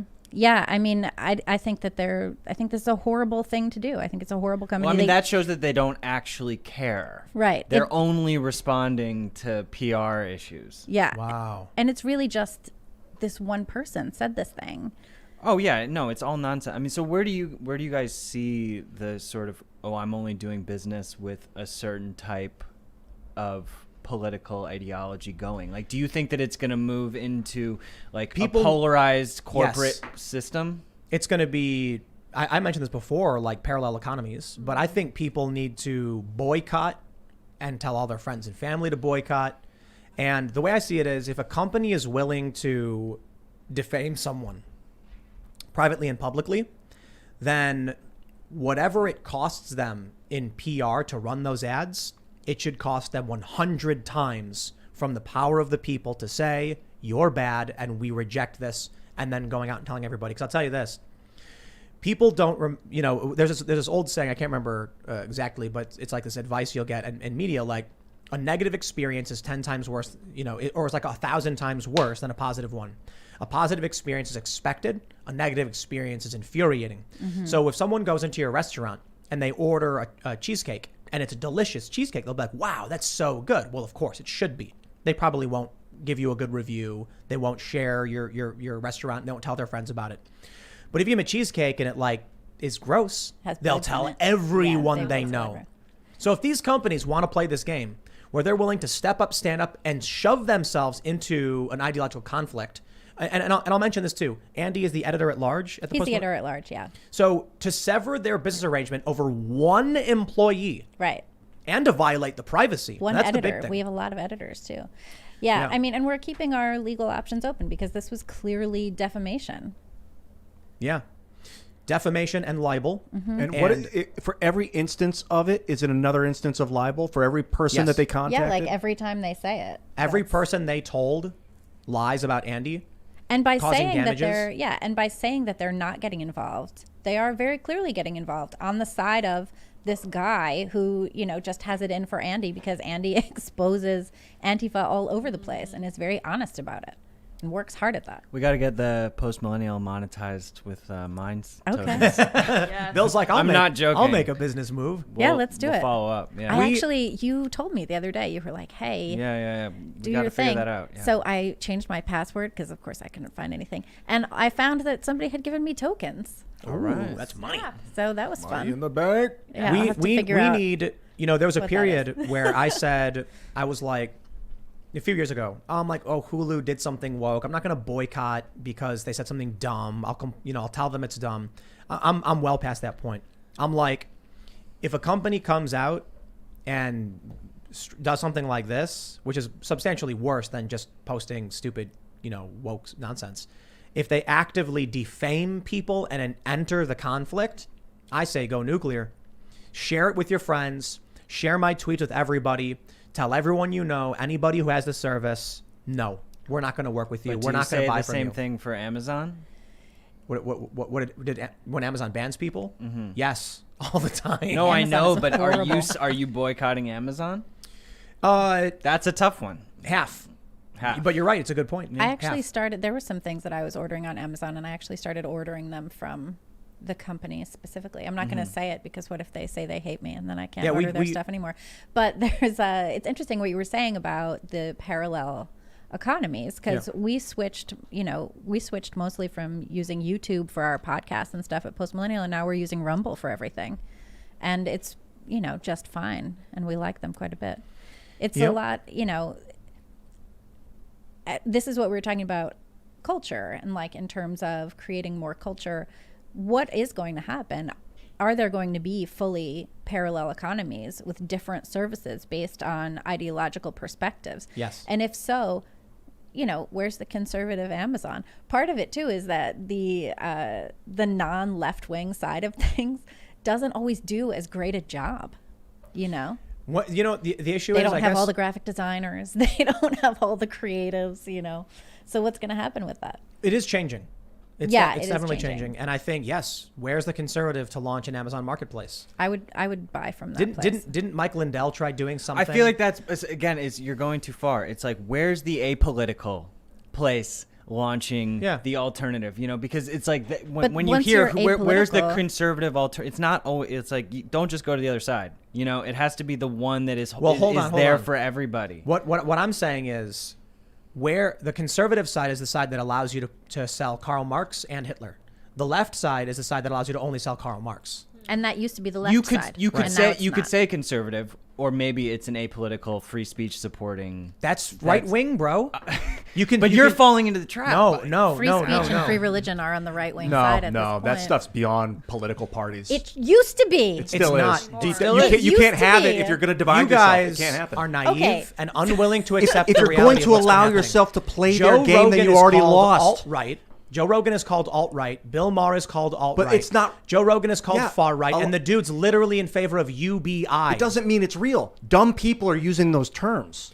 Left and right don't mean anything and never really did, other than are you in favor of the revolution or opposed to it? So yes, if you oppose the left's woke revolution, you are the right. why Republican would and you Democrat accept don't that? mean anything. It's just a thing you tick. It's no different. Republican and Democrat refer to the parties. You Yeah, don't and accept then that you're I- right wing. You do not accept that you're right wing. I have repeatedly said, in terms of the culture war, I would be considered on the right. You would be And- considered, but that doesn't mean that that's what you are. Well, let me finish. Michael Malice has described this as the new right personalities. And his position is, ask someone this question. And I'll ask you. Do you believe that some people are better than others? Of course not. You don't think so? That's Well, that's the left position. The new right position is, Okay, of course they are. I sort of misinterpreted Well, the it question. depends on what you mean by better. better. Like, what no, does no, better no, no, mean? no. That's your interpretation. Is one human life more valuable than I didn't say another? Exactly. So that's how I interpreted What it. Michael- Are some people what Michael more said- ethical than others? Yes. What Michael said is the left will opine and justify, and the right will simply say yes. So here's the issue. But the in left terms also of the will- political compass, my political ideology leans left in terms of cooperative, I know right libertarians don't like the idea, but cooperative meaning non-transactional, more like I'll help you if you help me. It doesn't really scale up all that well, so mostly I defer to positions of liberty. However, in the culture war, I believe in free speech. I believe in religious freedoms. I believe in bodily autonomy. Those things do not exist in any facet on the left. Okay, so maybe that's too absolute. Maybe there's some people on the left who are calling this out, but look at AOC going to the Met Gala with her Tax the Rich dress, where a guy carries it for her while wearing a mask. She is not. That's the hero of the progressive left. Then you look at the libertarian socialist YouTubers and streamers who are celebrating rule by decree. When you come out and you're speaking colloquially in modern culture, the free speech, freedom of association, the right to read any book you want is considered right wing. Yeah, I don't disagree, but that again, it's sort of adopting their paradigm to accept that. Right. What would you suggest we do instead? Just erase those words from your lexicon right and left first. aren't. And say what? Sorry to I'm interrupt you, happy Joe. to say I mean- liberty. Liberty is fine, and if people are going to associate that with the right, that's their decision. But liberty's not going to get taken away from the language. Part of the problem, I think, is that we need to be able to communicate with one another. And so we need to share words, and those words need to have common definitions. Do you not think that liberty is a more effective word than conservative? Or I don't want to say libertarian because that Libertarian is its own political party. But liberty, I don't think is co-opted. So you would say you are. I'm not making the new term. I don't know. But I mean, I've heard the concept of the new liberty-minded, right I around think, quite a bit. is cool. There's different words that can achieve it without having that association. I think what draws me Anti-left. to the concept of but we can't define ourselves as a negative. Right. You know? Why do you need to define yourself? Pro freedom. I mean, come on. You're right that will be associated with the right, but that is actually, Dude, the Gadsden flag has one simple meaning: liberty. Leave me alone. Yet, the Antifa people have a flag of the snake, of the communist fist killing the snake, squeezing it out. If you go. So I have friends who are the left. They will tell you outright they are in favor of the state taking away your freedoms. So we can say freedom. They'll still say in the media, in every newspaper, right wing. Yeah, that's fine. Let them do that. The interesting thing, I suppose, is that, like on my Wikipedia, for instance, says I'm both left and right. And they're like, I don't know. It's like his anti-corporate politics are fairly left-wing, and it's like, bro, left and right don't mean anything other than tribal signifiers at this point. Like, I think left and right can probably be broken down very, very simply. Do you question the narrative, or do you blindly follow it? If you blindly follow it, that's what we consider left. If you challenge it, that's what's considered right-wing. So even if your positions are like pro-choice, tax the rich, universal healthcare, UBI, and you challenge official narrative, they'll call you right-wing. I just think there's a lot of people on the left that don't want that to be the case. The freedom, the freedom sect of the left, they don't want that. So what's the freedom sect of the left? There is, it's there. The anarcho-communists, the libertarian socialists. I know, When they're there. When the libertarian socialists are following prominent individuals who celebrate rule by decree, and the anarcho-communists are firebombing small businesses, they are just lying about what they represent. I don't know. I don't want to give up hope that there is, a group of people, on that end of the spectrum that do care about values that matter. When Gamergate happened, a lot of these people started posting their political compass tests, and they were all left libertarian. Now they're all like center right. That happened to me. I've been taking those little, Cosmo testers of political affiliation, and it used to be like all over here, and now it's over here, but it's the same stuff. Like I'm voicing the same opinions. They're changing the algorithms to make you think that you're in some kind of club or labeled some certain way to divide you. Like, don't play the game. Don't say left and right. Don't put people in camps and say they're conservative and this, because then they're going to use that to destroy the cults. Yeah, they'll destroy each little cult. The conservative cult, the liberal cult, the left cult, the right. They will target that sect of things that we've created inadvertently if we let ourselves lazily do it. So don't do it. People want to be affiliated with each other. People want to be part of groups. It's understandable. That's in our genetics to survive. But Yeah, I mean, there's one we're a cult hive, gone too far. We're a hive species, right? There's one institutional cult, and that's it. we're not a hive species. You But don't think so? no, we're like New York City looks kind of like a hive sometimes. yeah, but I don't think humans are necessarily hive animals. We're more Herd. herd Herd. animal, more herd animals. Yeah. And to identify, Tim, I'm so sorry. I didn't even understand what you just said because I was in the middle of that conversation with Libby. What did you just say? You said you started pointing out like the conservative cult and this cult, and there's only one cult. Oh, I disagree with. Yeah. Obviously, there's like cults; they exist, but independent voters and Republicans are challenging the narrative. Republican voters express disdain for the Republican Party.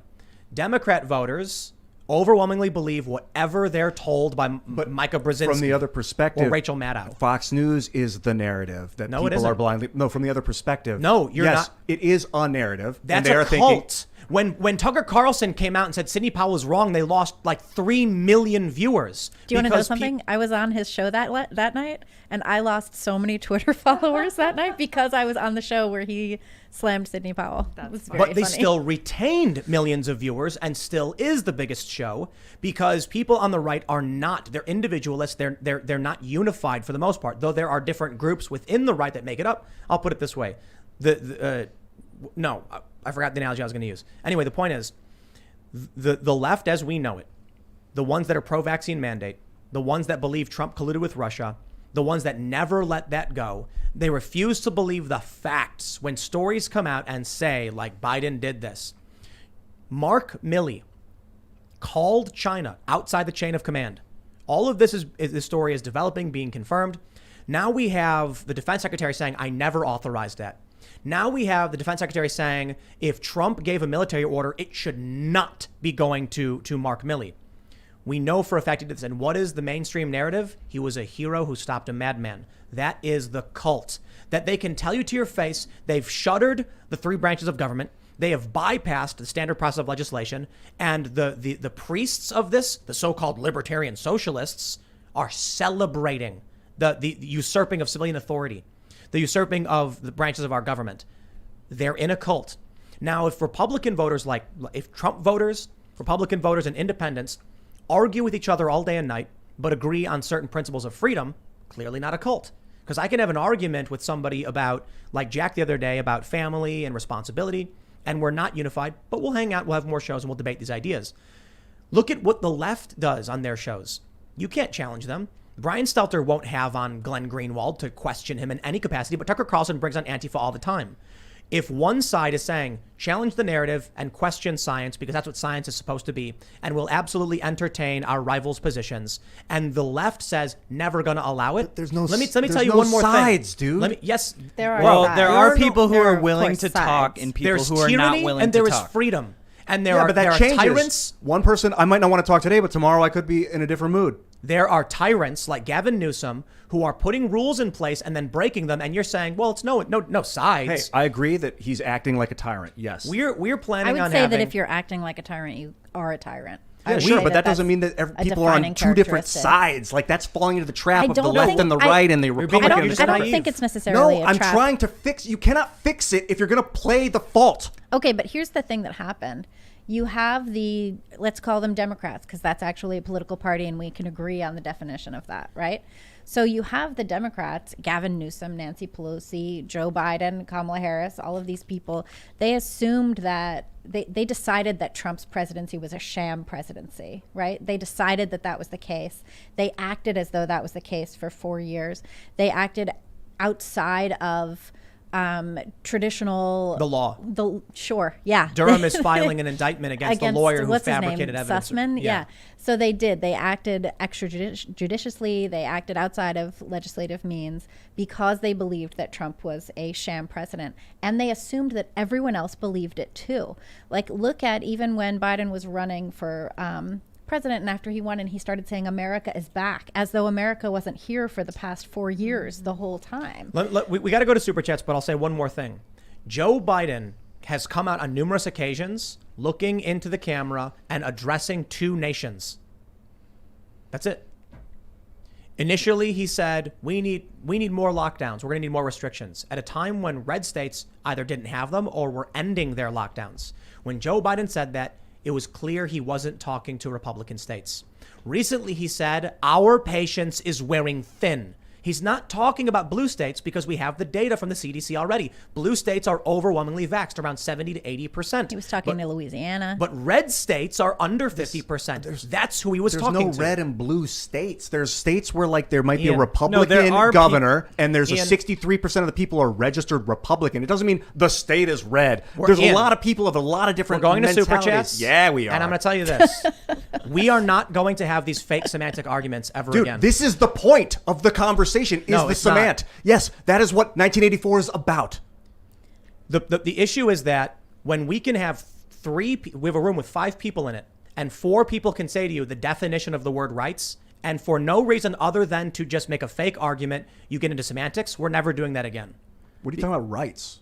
We had a conversation about what rights were. Yeah. And no matter how many times we tried in good faith to give you a definition, you rejected it because you weren't interested in actually coming to an understanding. You were just trying to argue. People were telling me rights were derived from God. I was pointing out that I don't think that that's true. And when we tried to explain what that meant, because you're taking it to a theistic place instead of understanding the definition, you refused. So we don't do that anymore. So just one question on that. So are you think that just for practical purposes, it is worthwhile to just use the labels, even though they don't really mean anything? You think that it's sort of a pragmatic thing to just do it? They mean something. Yeah. It's not black and white. There's nuance to it. Like if you break down what left and right means on the political compass, I'm clearly on the left economically and libertarian. If you're talking about the overarching culture war, then the left is simply people who agree with what the left tribe wants, and the right is simply what people who agree with what the right tribe wants. And if the right tribe includes libertarians and even left libertarians, and the left doesn't include those people, then there's a clear understanding of what left and right means. There are very clearly states that have an overwhelmingly red population. We call them red states. There are states that are overwhelmingly blue, and you can track a whole bunch of data points across them. For instance, vaccination rates. Blue states, except for the ones that Trump challenged, the 5 states that were being challenged by Republicans, those are the only low vaccination rate blue states. But every state that voted for Trump outside of those states have low vaccination rates. Every state that voted for Joe Biden, outside of the anomaly, has high vaccination rates. When Joe Biden comes out and looks in the camera and says, our patience is wearing thin, it is impossible to believe that he is talking to the states that are already vaccinated. He's clearly, there's a delineation between what this country is, and he is telling the other group, we are losing our patience. Who's we? They've done it on more than one occasion. They've repeatedly gone on CNN, these pundits, and said, we need to make it miserable for them. And people have pointed this stuff out. Don Lemon keeps saying that. Right. Don Lemon on CNN keeps saying that people who are not vaccinated should be segregated from the rest of society, and that they're bringing the rest of the country down. And now we have a landlord in Florida who's saying, I'm going to evict people who aren't vaccinated. So there's very clearly, what people need to understand is that we're not talking about a simple -1, 2 completely isolated numbers mirroring each other. There's overlap in communities of people who believe certain things. There's conservatives who live in blue areas, but the area is still overwhelmingly dominated by a certain culture. There are different sides. And the idea that, like, you know, when Bill Maher said a civil war can't happen because the Mason-Dixon line would run through Nana's kitchen. Do you think that the states would just go, he has like no idea what he's talking about? Anyway, let's read Super Chats. Yes. If you haven't already, smash that like button, subscribe to the channel, share the show with your friends, and go to timcast.com because we will have that bonus segment coming up. All right. We got Nicholas Lipset says, I wonder if those that didn't submit their vaccine to the CDC are counted in the stats for the vaccinated. I didn't and don't have my card anymore. I also know a lot of others that didn't. Interesting. People have also mentioned that the cards were too big for wallets and they had lost them already. I think you were mentioning that too, right? Yeah. In New York. Yeah. Odra Noel Zenitram says, it's not the country falling apart. It's the centralization forced upon by the Fed. This is a good thing. Also, enough of the China fear-mongering. They're broke and saber rattle with paper mache saber. I think that's wrong. Oh, Yeah, I that's disagree true. with that. A as lot well. of people have tried pushing that narrative of like, oh, China's weak. And it's Paper like, tiger. They just want us to believe that so that they can, you know. Yep. Smart. Take over the world. Kevin Burns says the animated shorts on the Cast Castle are great. They call him Eon. They are absolutely wonderful. And if you haven't already, go to youtube.com/castcastle. Subscribe to the vlog. New episodes every day. All right, let's see. What is this?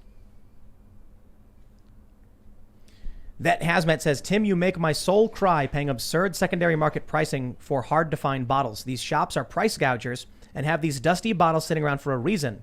They harm the whiskey. They harm the whiskey calm. Huh. Yes, I am aware. It is hard to find certain bottles, and I don't know what to do. So you go to a place, and they're like, we charge a premium on it. And I'm like, if you want to get it. I don't have time to go drive around the country looking for the stuff at better prices. Mark Giudetti. Secession is treason. Encouraging it is inciting treason. So please stop being a traitor, Tim. You are better than Millie, so don't be a traitor. Encouraging secession. What? That's quite a leap. That whole thread there. Yeah, absolutely. Quite a sentence. Quite moves. Quite. It's a perspective. moves along. Yeah, it is It's a one. perspective. Yeah. It is a view that a person has. That's right. He's allowed. Let's see. Well, Durnavend says, fun fact: secession is in New Hampshire's constitution. Oh. Oh, that's interesting. Well, there you go. I need to learn more. D says, my mom's doctor took the vax but recommended she not get it due to heart problems. One of the leading causes of death in the U.S. is heart disease. In fact, it is the leading cause. I think 660,000 people per year die of heart disease. It is, yeah. That's a lot. Yeah. And it is mostly older people, but it scales down to younger people. So I think, maybe we need to protect people's hearts from the unhealthy. Yeah, probably so. We got to triage this stuff. We can't, if someone comes into a hospital and they're like, my heart hurts and someone else is morbidly obese, sorry, morbidly obese person, you get out. That's what the left has been saying, right? About how we do this. They've been saying that their version of personal responsibility is that you are responsible for the diseases you get. The cultists. But nothing I'm else. sorry. We won't say Nothing the left. else. We'll say the cultists. Okay. But you're not responsible personally for anything else. You're not personally responsible for the debts you incur or the jobs you won't take or anything like that. Cultist is actually a great word Yeah. to just keep using more. There you go. Let's see. Andrew Starr says Ian's show should be called Getting Baked with Cosmic Garth. Ah, I like it. All right. Seriously, JK says, imagine spearheading a mass effort to actually show the culture war to people who are not paying attention. Then show them Twitter for the first time so they can see what is actually going on. Minds would be blown. That's politics. A lot of people have no idea.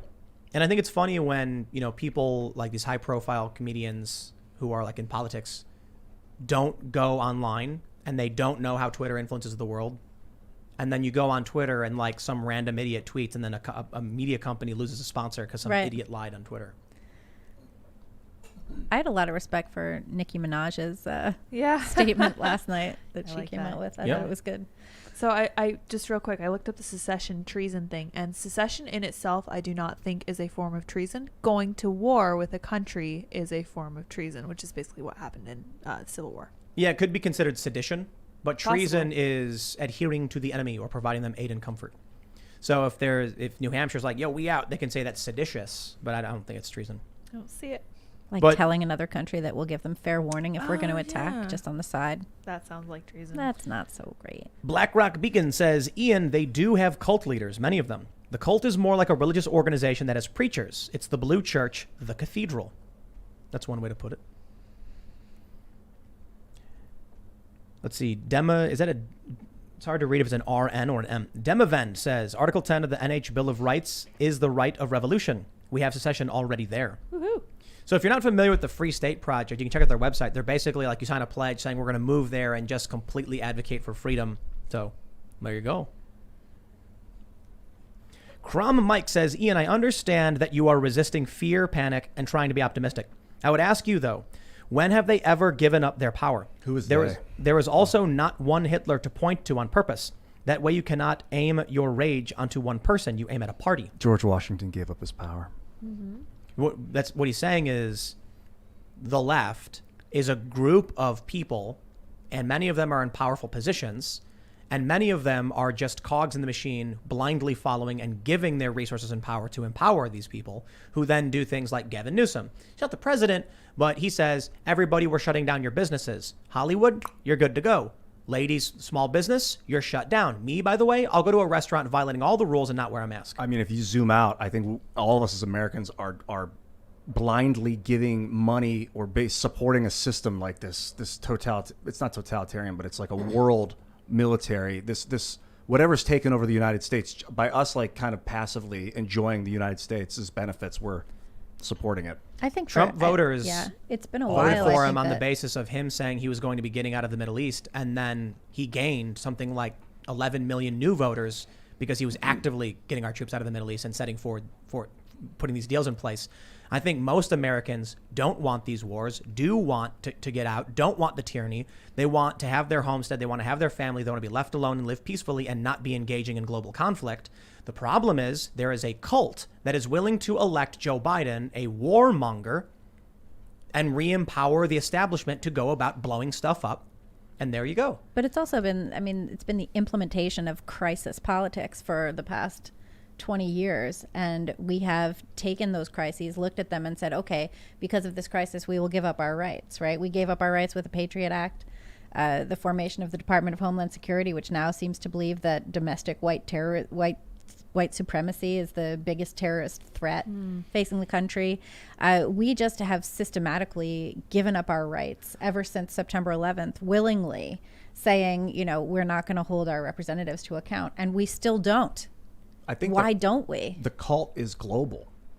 It's to divide the Americans up now is not good, because there is a cult that put Joe Biden in power, and it's not American. It's some weird global organization, dude. Like I don't think it's the that. Great Reset is real. California. Well, the It's a Great global Reset cult. yeah, that's true. But I do think that it's about time America dealt with itself. But not by dividing ourselves. Maybe not by dividing ourselves, but I think that we should be American exceptionalists. I think we should look at our nation and say, these are the things we stand for. They are right and true and good, and we're going to stand for them no matter what. I think the issue is that Ian hasn't experienced what it means to go up against evil. Right? So when you have what we call the cult, and I will in good faith communicate with a journalist and provide them hard evidence that the claims made against me are not true, and they purposefully omit that because their real goal is destruction and pain, you're like, wow, that's evil. And so you're like, we shouldn't divide ourselves. Bro, you're letting a fox in the hen house under the presumption that, well, we're all animals. We can all live together. It's like, but we watched the fox murder the hens. Don't let it in the hen house. And you're like, we shouldn't divide ourselves. We're all creatures of God's green earth. Well, we're all American citizens. We're not foxes and hens. Well, The point I'm making is that you can look at Aaron Rupar, a guy who's so notorious for lying that he has a word, Ruparing. yes, he does. People call That's it amazing. ruparing when you take someone out of context on purpose and lie about them. He does it so often, and he works for a major company that's massively funded, and he supports people like Joe Biden, who enriches his family off corruption. Hillary Clinton, who takes all of these emails and deletes them and destroys them, whose staff smashed cell phones with hammers. Now, I'm not saying the Republicans are good. They're bad people, too. Trump came in as a bull, smashing it as an insurgent candidate, causing a lot of problems on that for the establishment neocons, who immediately then joined the Democrats, the Lincoln Project, supposedly conservatives. Now they're pro-choice because they have no principles. They are pro-establishment. When you go and see Antifa throw an explosive at a 60, 70-year-old woman, when I watched in San Jose a mob of leftists, some with Bernie shirts on, shove a couple of old people in their 60s to the ground, take their hats off their head and set them on fire. You think you're going to unite with these people? You've not experienced it. Well, what's your other option? I went to a group of Trump supporters and I said, I'd like to talk. And they said, no problem, sir. Would you like to join us for dinner? Daryl Davis walked over to the protesters at our event and said, you guys, and they said, Nazi, shame, Nazi. And he was like, what's happening? And then he posted on Facebook, I've never experienced this before, that he walked up to Klansmen and they allowed him to come and talk with them. And those people are bad people. But he was able to find some good, some light in the darkness and pull that out of the shadows. That I understand. But when you are confronting this corrupt mold, this destructive, chaotic force that not even Daryl Davis could break through. It's the system. You have to change the system. It's a cult. And The these cult people is a derivative of the system, of the fractional reserve, of this weird It's the media. media. But Yeah. it's more than that. It is a cult. It is not that the media, one day, the guy who owns CNN, Jeff Zucker, president, he didn't go to a meeting where they're like, we want to indoctrinate everybody. It was like, you got it. They eat their own refuse. It is a sewer. Jack Dorsey used to be the CEO of the free speech wing of the Free Speech Party. But then Twitter became this hive of scum and villainy where people were making money off of being assholes. And then Jack ate all of that refuse and then espoused it back out and still does. They are being infected by their own algorithmic psychosis. And now you have people in the streets genuinely believing that black people are being hunted down by the police and murdered, which is not true. And they're burning down small businesses and killing people because of it. There is a problem in this country. And there are people who are standing up, criticizing the narrative and questioning it, and even challenging me. They'll say, Tim, you're wrong about this. Tim, you're wrong about that every single day. But in that world, I can't even get a single leftist to show up to talk to Alex Jones. We want to have Alex. Yeah, Why? we That's booked one crazy. person and they said, I'm so excited to do this, and then canceled on us at the last minute. I reached out to a few more and they'll say the same thing. I will not do this. Why? Because they're in a cult.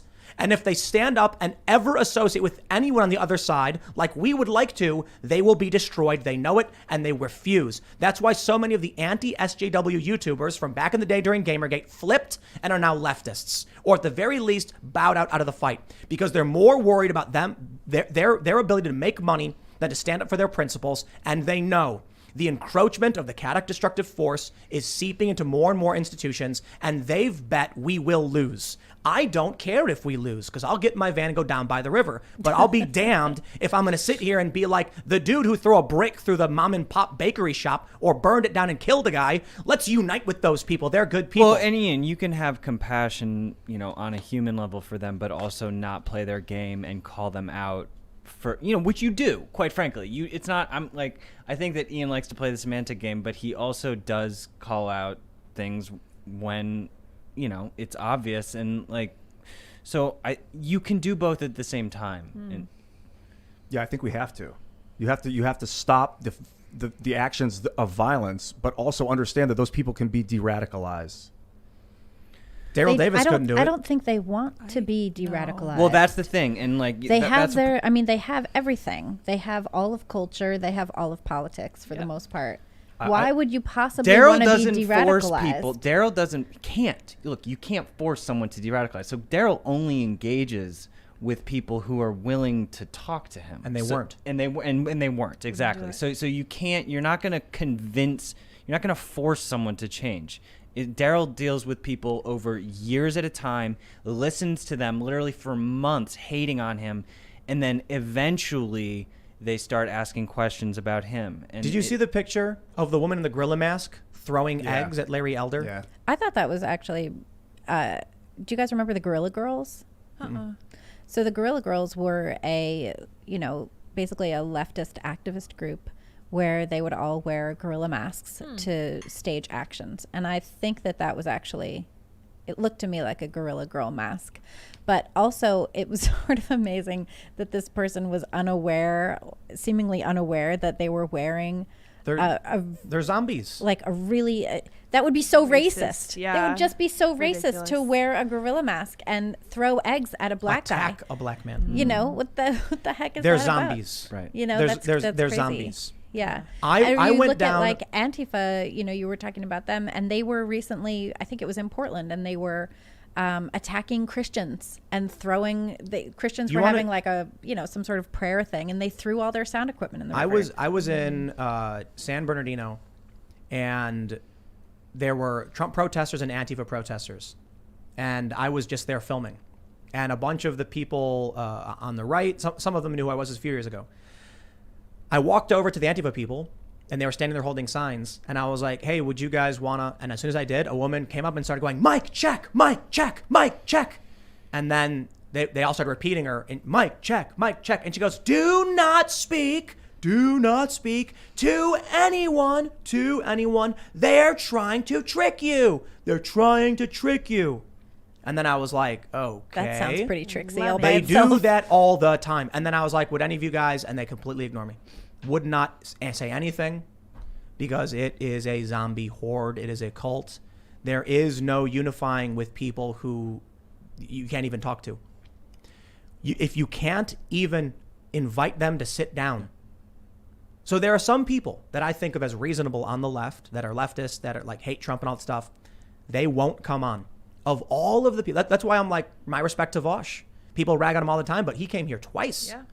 And so there are a handful of people I know who follow me. They're on the left, and they refuse to come and have a conversation with people on the right. Dude, I'm on the fucking show with you, dude. I'm the guy on the left. I'm here with you. You're not on the left, Ian. I mean, basically, you're not. I'm pretty much a socialist leftist, But dude. just because you can't unify with somebody now, it's okay to say, okay, yeah, at some point in the distant future, someone who will refuse to have a conversation now, maybe in 30 years, they'll be ready for a conversation. But someone like Daryl Davis is not going to force someone who needs, 20 years to, be willing to come to the table. At the end of the day, people need to be willing to have the conversation. I think part of what's going on, though, is it's not just about having a conversation. It's about there being entirely divergent worldviews. So these, cultists, leftists, whatever the word is that we are coming up with this evening, there's not a same worldview. There's not a same perspective on what America is, on what society should be about, on what values should be. It's like we don't have the same concept of reality at this point. If you, great example would be watch Joy Reid and then watch Tucker Carlson, and you'd be shocked to find that they are actually in the same world, in the same country. And you'd be shocked to find that Joy Reid's lying half the time, and Tucker is opinionated. They're probably both represented by the same talent agency for right? Oh, yeah. for gigs. Well, Like when what Tucker is the- criticized 'cause the Simon & talent Schuster, but agency then is he has his book through Simon & Schuster. Well, that's why he was criticizing Simon & Schuster. He Sure, I was suppose. criticizing Simon & Schuster based on his experience All right. working with them. If we can look at all of the economic numbers across the board, I'm not saying he was right about that, Right, by the right. way. If we can look at every economic number, from the loss of jobs, job openings, jobs being filled, unemployment increasing, all of these things, and be like, these are bad indicators. If we can see that projected GDP growth is actually dropping down to slightly above average at a time when we're supposed to be in this massive recovery, and we're getting more lockdowns. Now, the vaccine mandates are causing businesses to decline. There's a massive labor shortage, so people are struggling to hire. And then the Democrats go, the economy is pretty good. Yeah. Yeah, they don't live in reality, dude. No, media's twisting That's a lot right. of people, Yeah, but they it's believe coordinated it. from way And you beyond the can't- United States. And you can't break them out of it, because cult techniques, the way you get someone out of a cult is you remove them from the cult and don't let them communicate with the cult until they can snap out into reality. But now they have smartphones that assure them no matter what happens, they will always be hooked into the matrix. How do you get them out of it? You can't. Can't. I have family members who have lost their minds. I have friends who have lost their minds.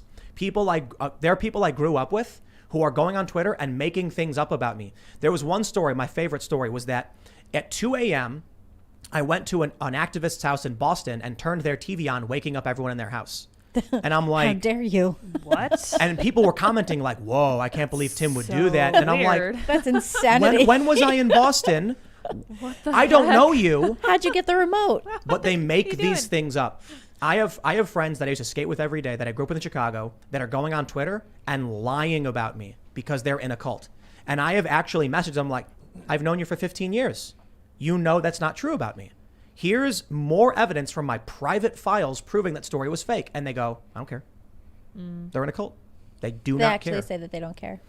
They don't overtly say the words, I don't care. They just will put me on read and then say something like, well, I'm reading the news, so. And then if I give evidence, so I have one friend who was posting lies about me based on a fake article, and then I showed him private business records like, bro, I've known you for decades. Like, look at this right here. That story is not true. And then he went right back to Twitter and started posting the same lies. And so I messaged him again. I was like, dude, if you don't care about the fact that I can give you the records proving the story's a lie, you're in a cult. He would rather ignore the evidence and maintain the lies to be part of the mob that's burning the country down. Yeah, I like this. This cult metaphor is a lot easier to understand than left and right for me, because they are kind of in a cult where the cult leader is this media apparatus. We got to read some more super chats because we didn't do enough. The Raptors Talent says, are you planning on hiring video games journalist? I would offer myself were it not for my complete lack of journalistic experience. Perhaps. But we have a whole bunch of irons in the fire right now, and we need to first launch the mystery show, which we've been working on for some time. We had to do graphics. We're coding the website to be able to handle the new members content. Right now, Timcast.com has members content, but it's all Timcast IRL. In order to launch a new show with members content, we have to be able to separate the different shows when you go to the members area. So it's going to be like any one of these streaming services with different shows. And I think we have like 7 shows in production. So I'm trying to make sure we're not spreading too thin, and we're actually going to get these shows cranked out. But we've actually been filming to produce a lot of these. The next step is the website needs to be coded to handle the multiple shows. We have one show that's basically ready to go, the Mysteries show. You're going to love it. We have awesome art for it already and great stories, and it'll be really, really great. Zappler says, Tim, I completely agree with you about creating new culture. I'm working on releasing a new novel about vampire hunters called, Wilting Blood, that is both entertaining while also promoting good values. Early reactions are positive. Cool. Really, really cool. Cool name. Good to hear. All right, let's see. We'll try and grab some of these.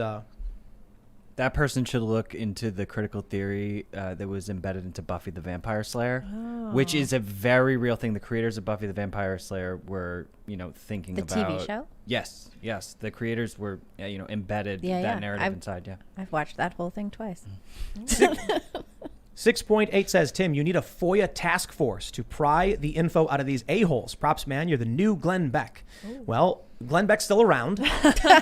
And, but, I was talking about this, how many people in media are like taking their resources and building and trying to grow a network. And Glenn Beck is like, he's the guy doing that. And then I'm like, we're doing that too. So I understand what you're saying. You're right about the FOIA task force. We already have 2 legal filings in for 2 different 501c3s. The one thing I will say is a 501c3 can't do political journalism because they're not allowed to engage in political campaigning stuff. But we're planning on doing fact checking and investigatory journalism through the nonprofit.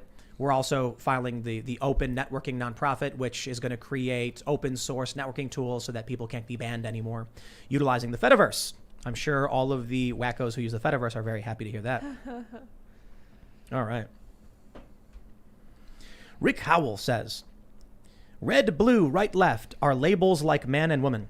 All can be generally defined and generally true, but all have exceptions and corner cases. Arguing the exceptions is valid, but often not worthwhile. Interesting. Could be splitting hairs. All right, let's see. Blue Sea says, Ian, yes, there are now 2 sides. There is no middle. Ask Cubans and Venezuelans. But why only 2? That's my question. Why not 700,000, Because the cult is massive. The cult is there's massive. the cult and then the not cult. Okay, now that's a different situation than 2 sides. That's a big problem that's out there that we should all focus on. But that doesn't mean that it's a side of a equation. But it is. So it's the cult is the Borg. And then you have the Federation, the Romulans, the Cardassians, and the Klingons. And they really don't get along all that much. But when the Borg comes around, it's like, oh man, that's a big problem for everybody. Or so the maybe Dominion. the Cardassians weren't a good. But the Dominion weren't so worried about the Borg, were they? No, the Dominion was a force that united the other sides. Right. Yeah. So that's good point. The cult is the Dominion in Deep Space Nine. And they were shape-shifting massive empire, and they were basically they were like the Federation was losing. The shapeshifters were in charge, and then they had all of their dominion, right? Their minions, and so the Federation was losing, and on the verge of collapse. The Romulans refused to get involved.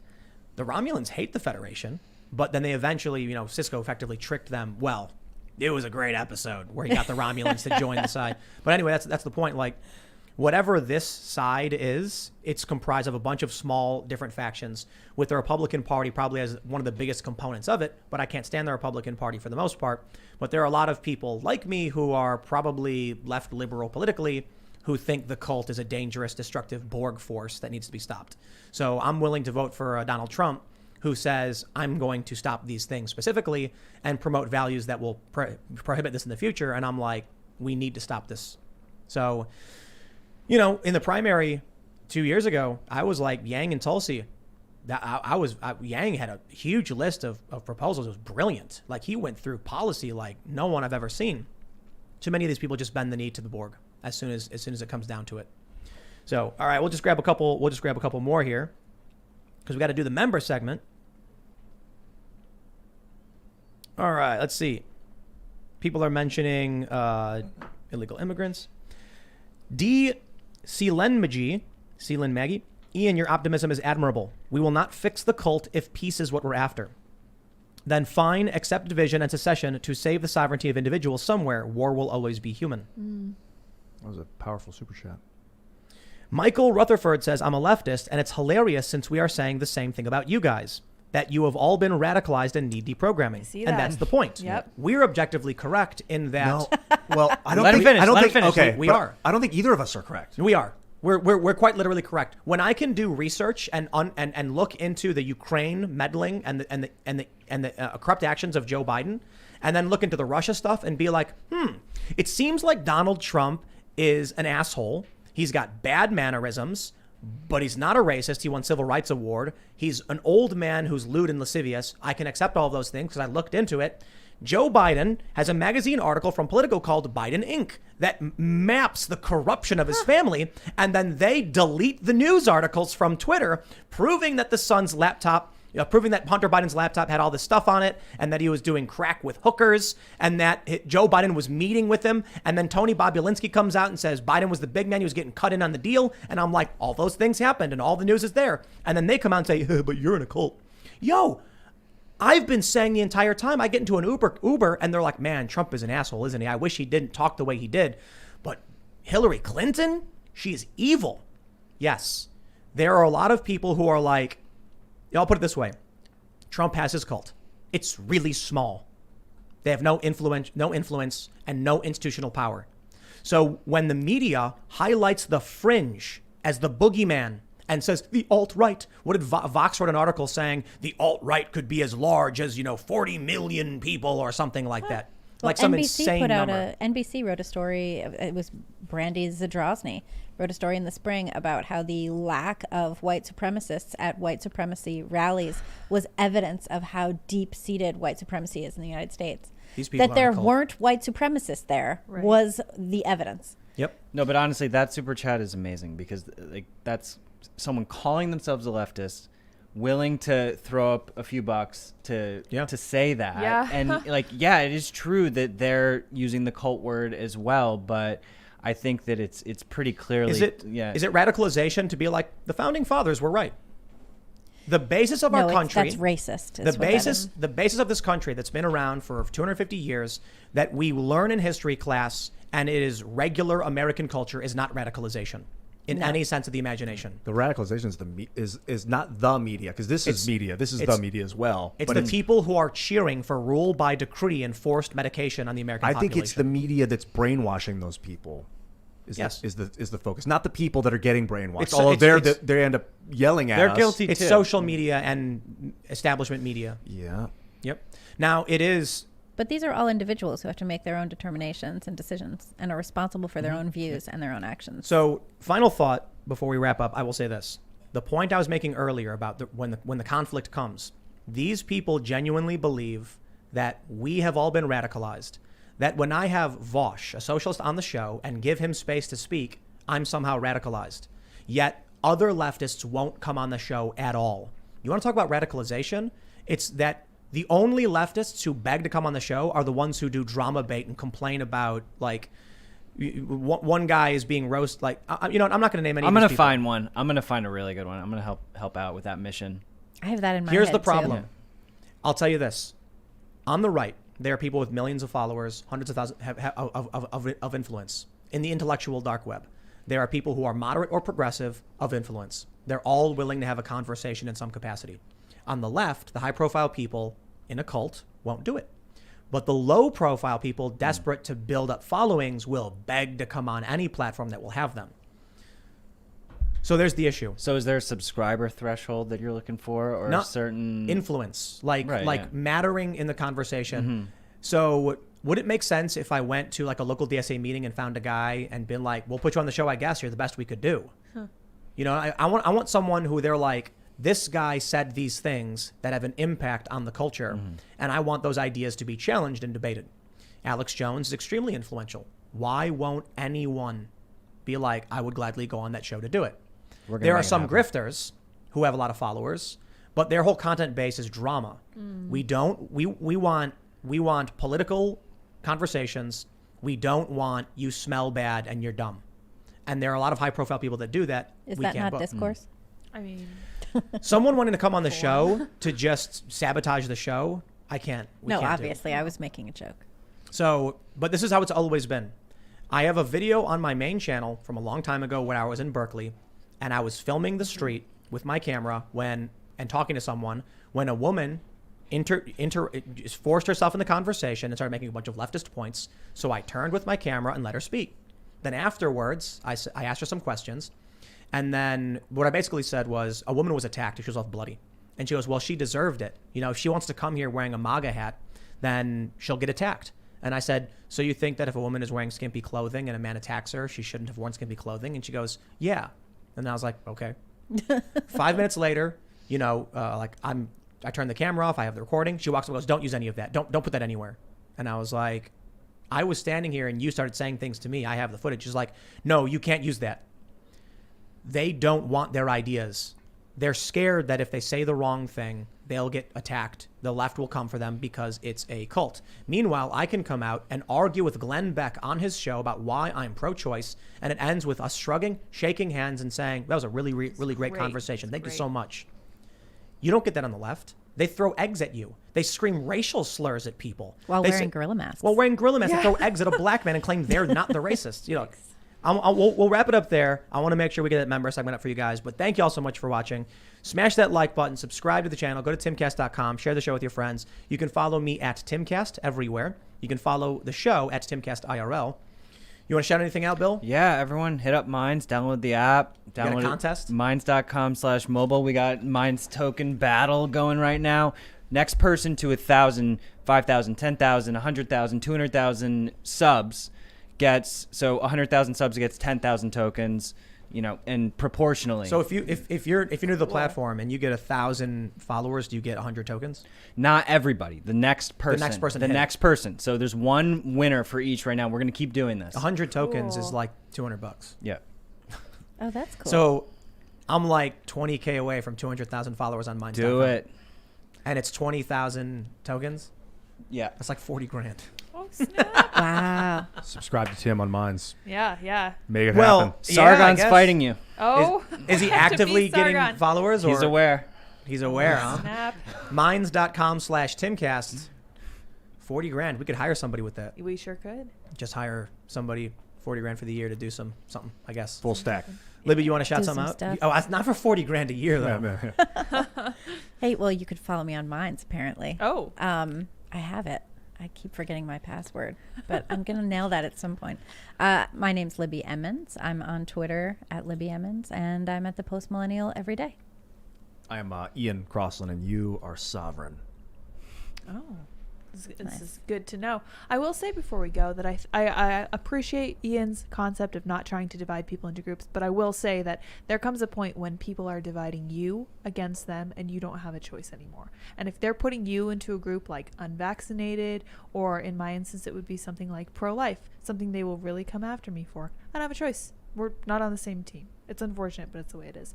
Anyway, for more hot takes like that, you guys are more than welcome to follow me on Twitter at Sour Patch Lids. I'm only 2,000 away from outstripping Sour Patch Kids. That's my only goal in life, so please follow me there. That's a yes. big one. Yes. I'll give one final shout out to Michael Rutherford, who responded Oh. saying, Tim, you are just as delusional as the people you hate.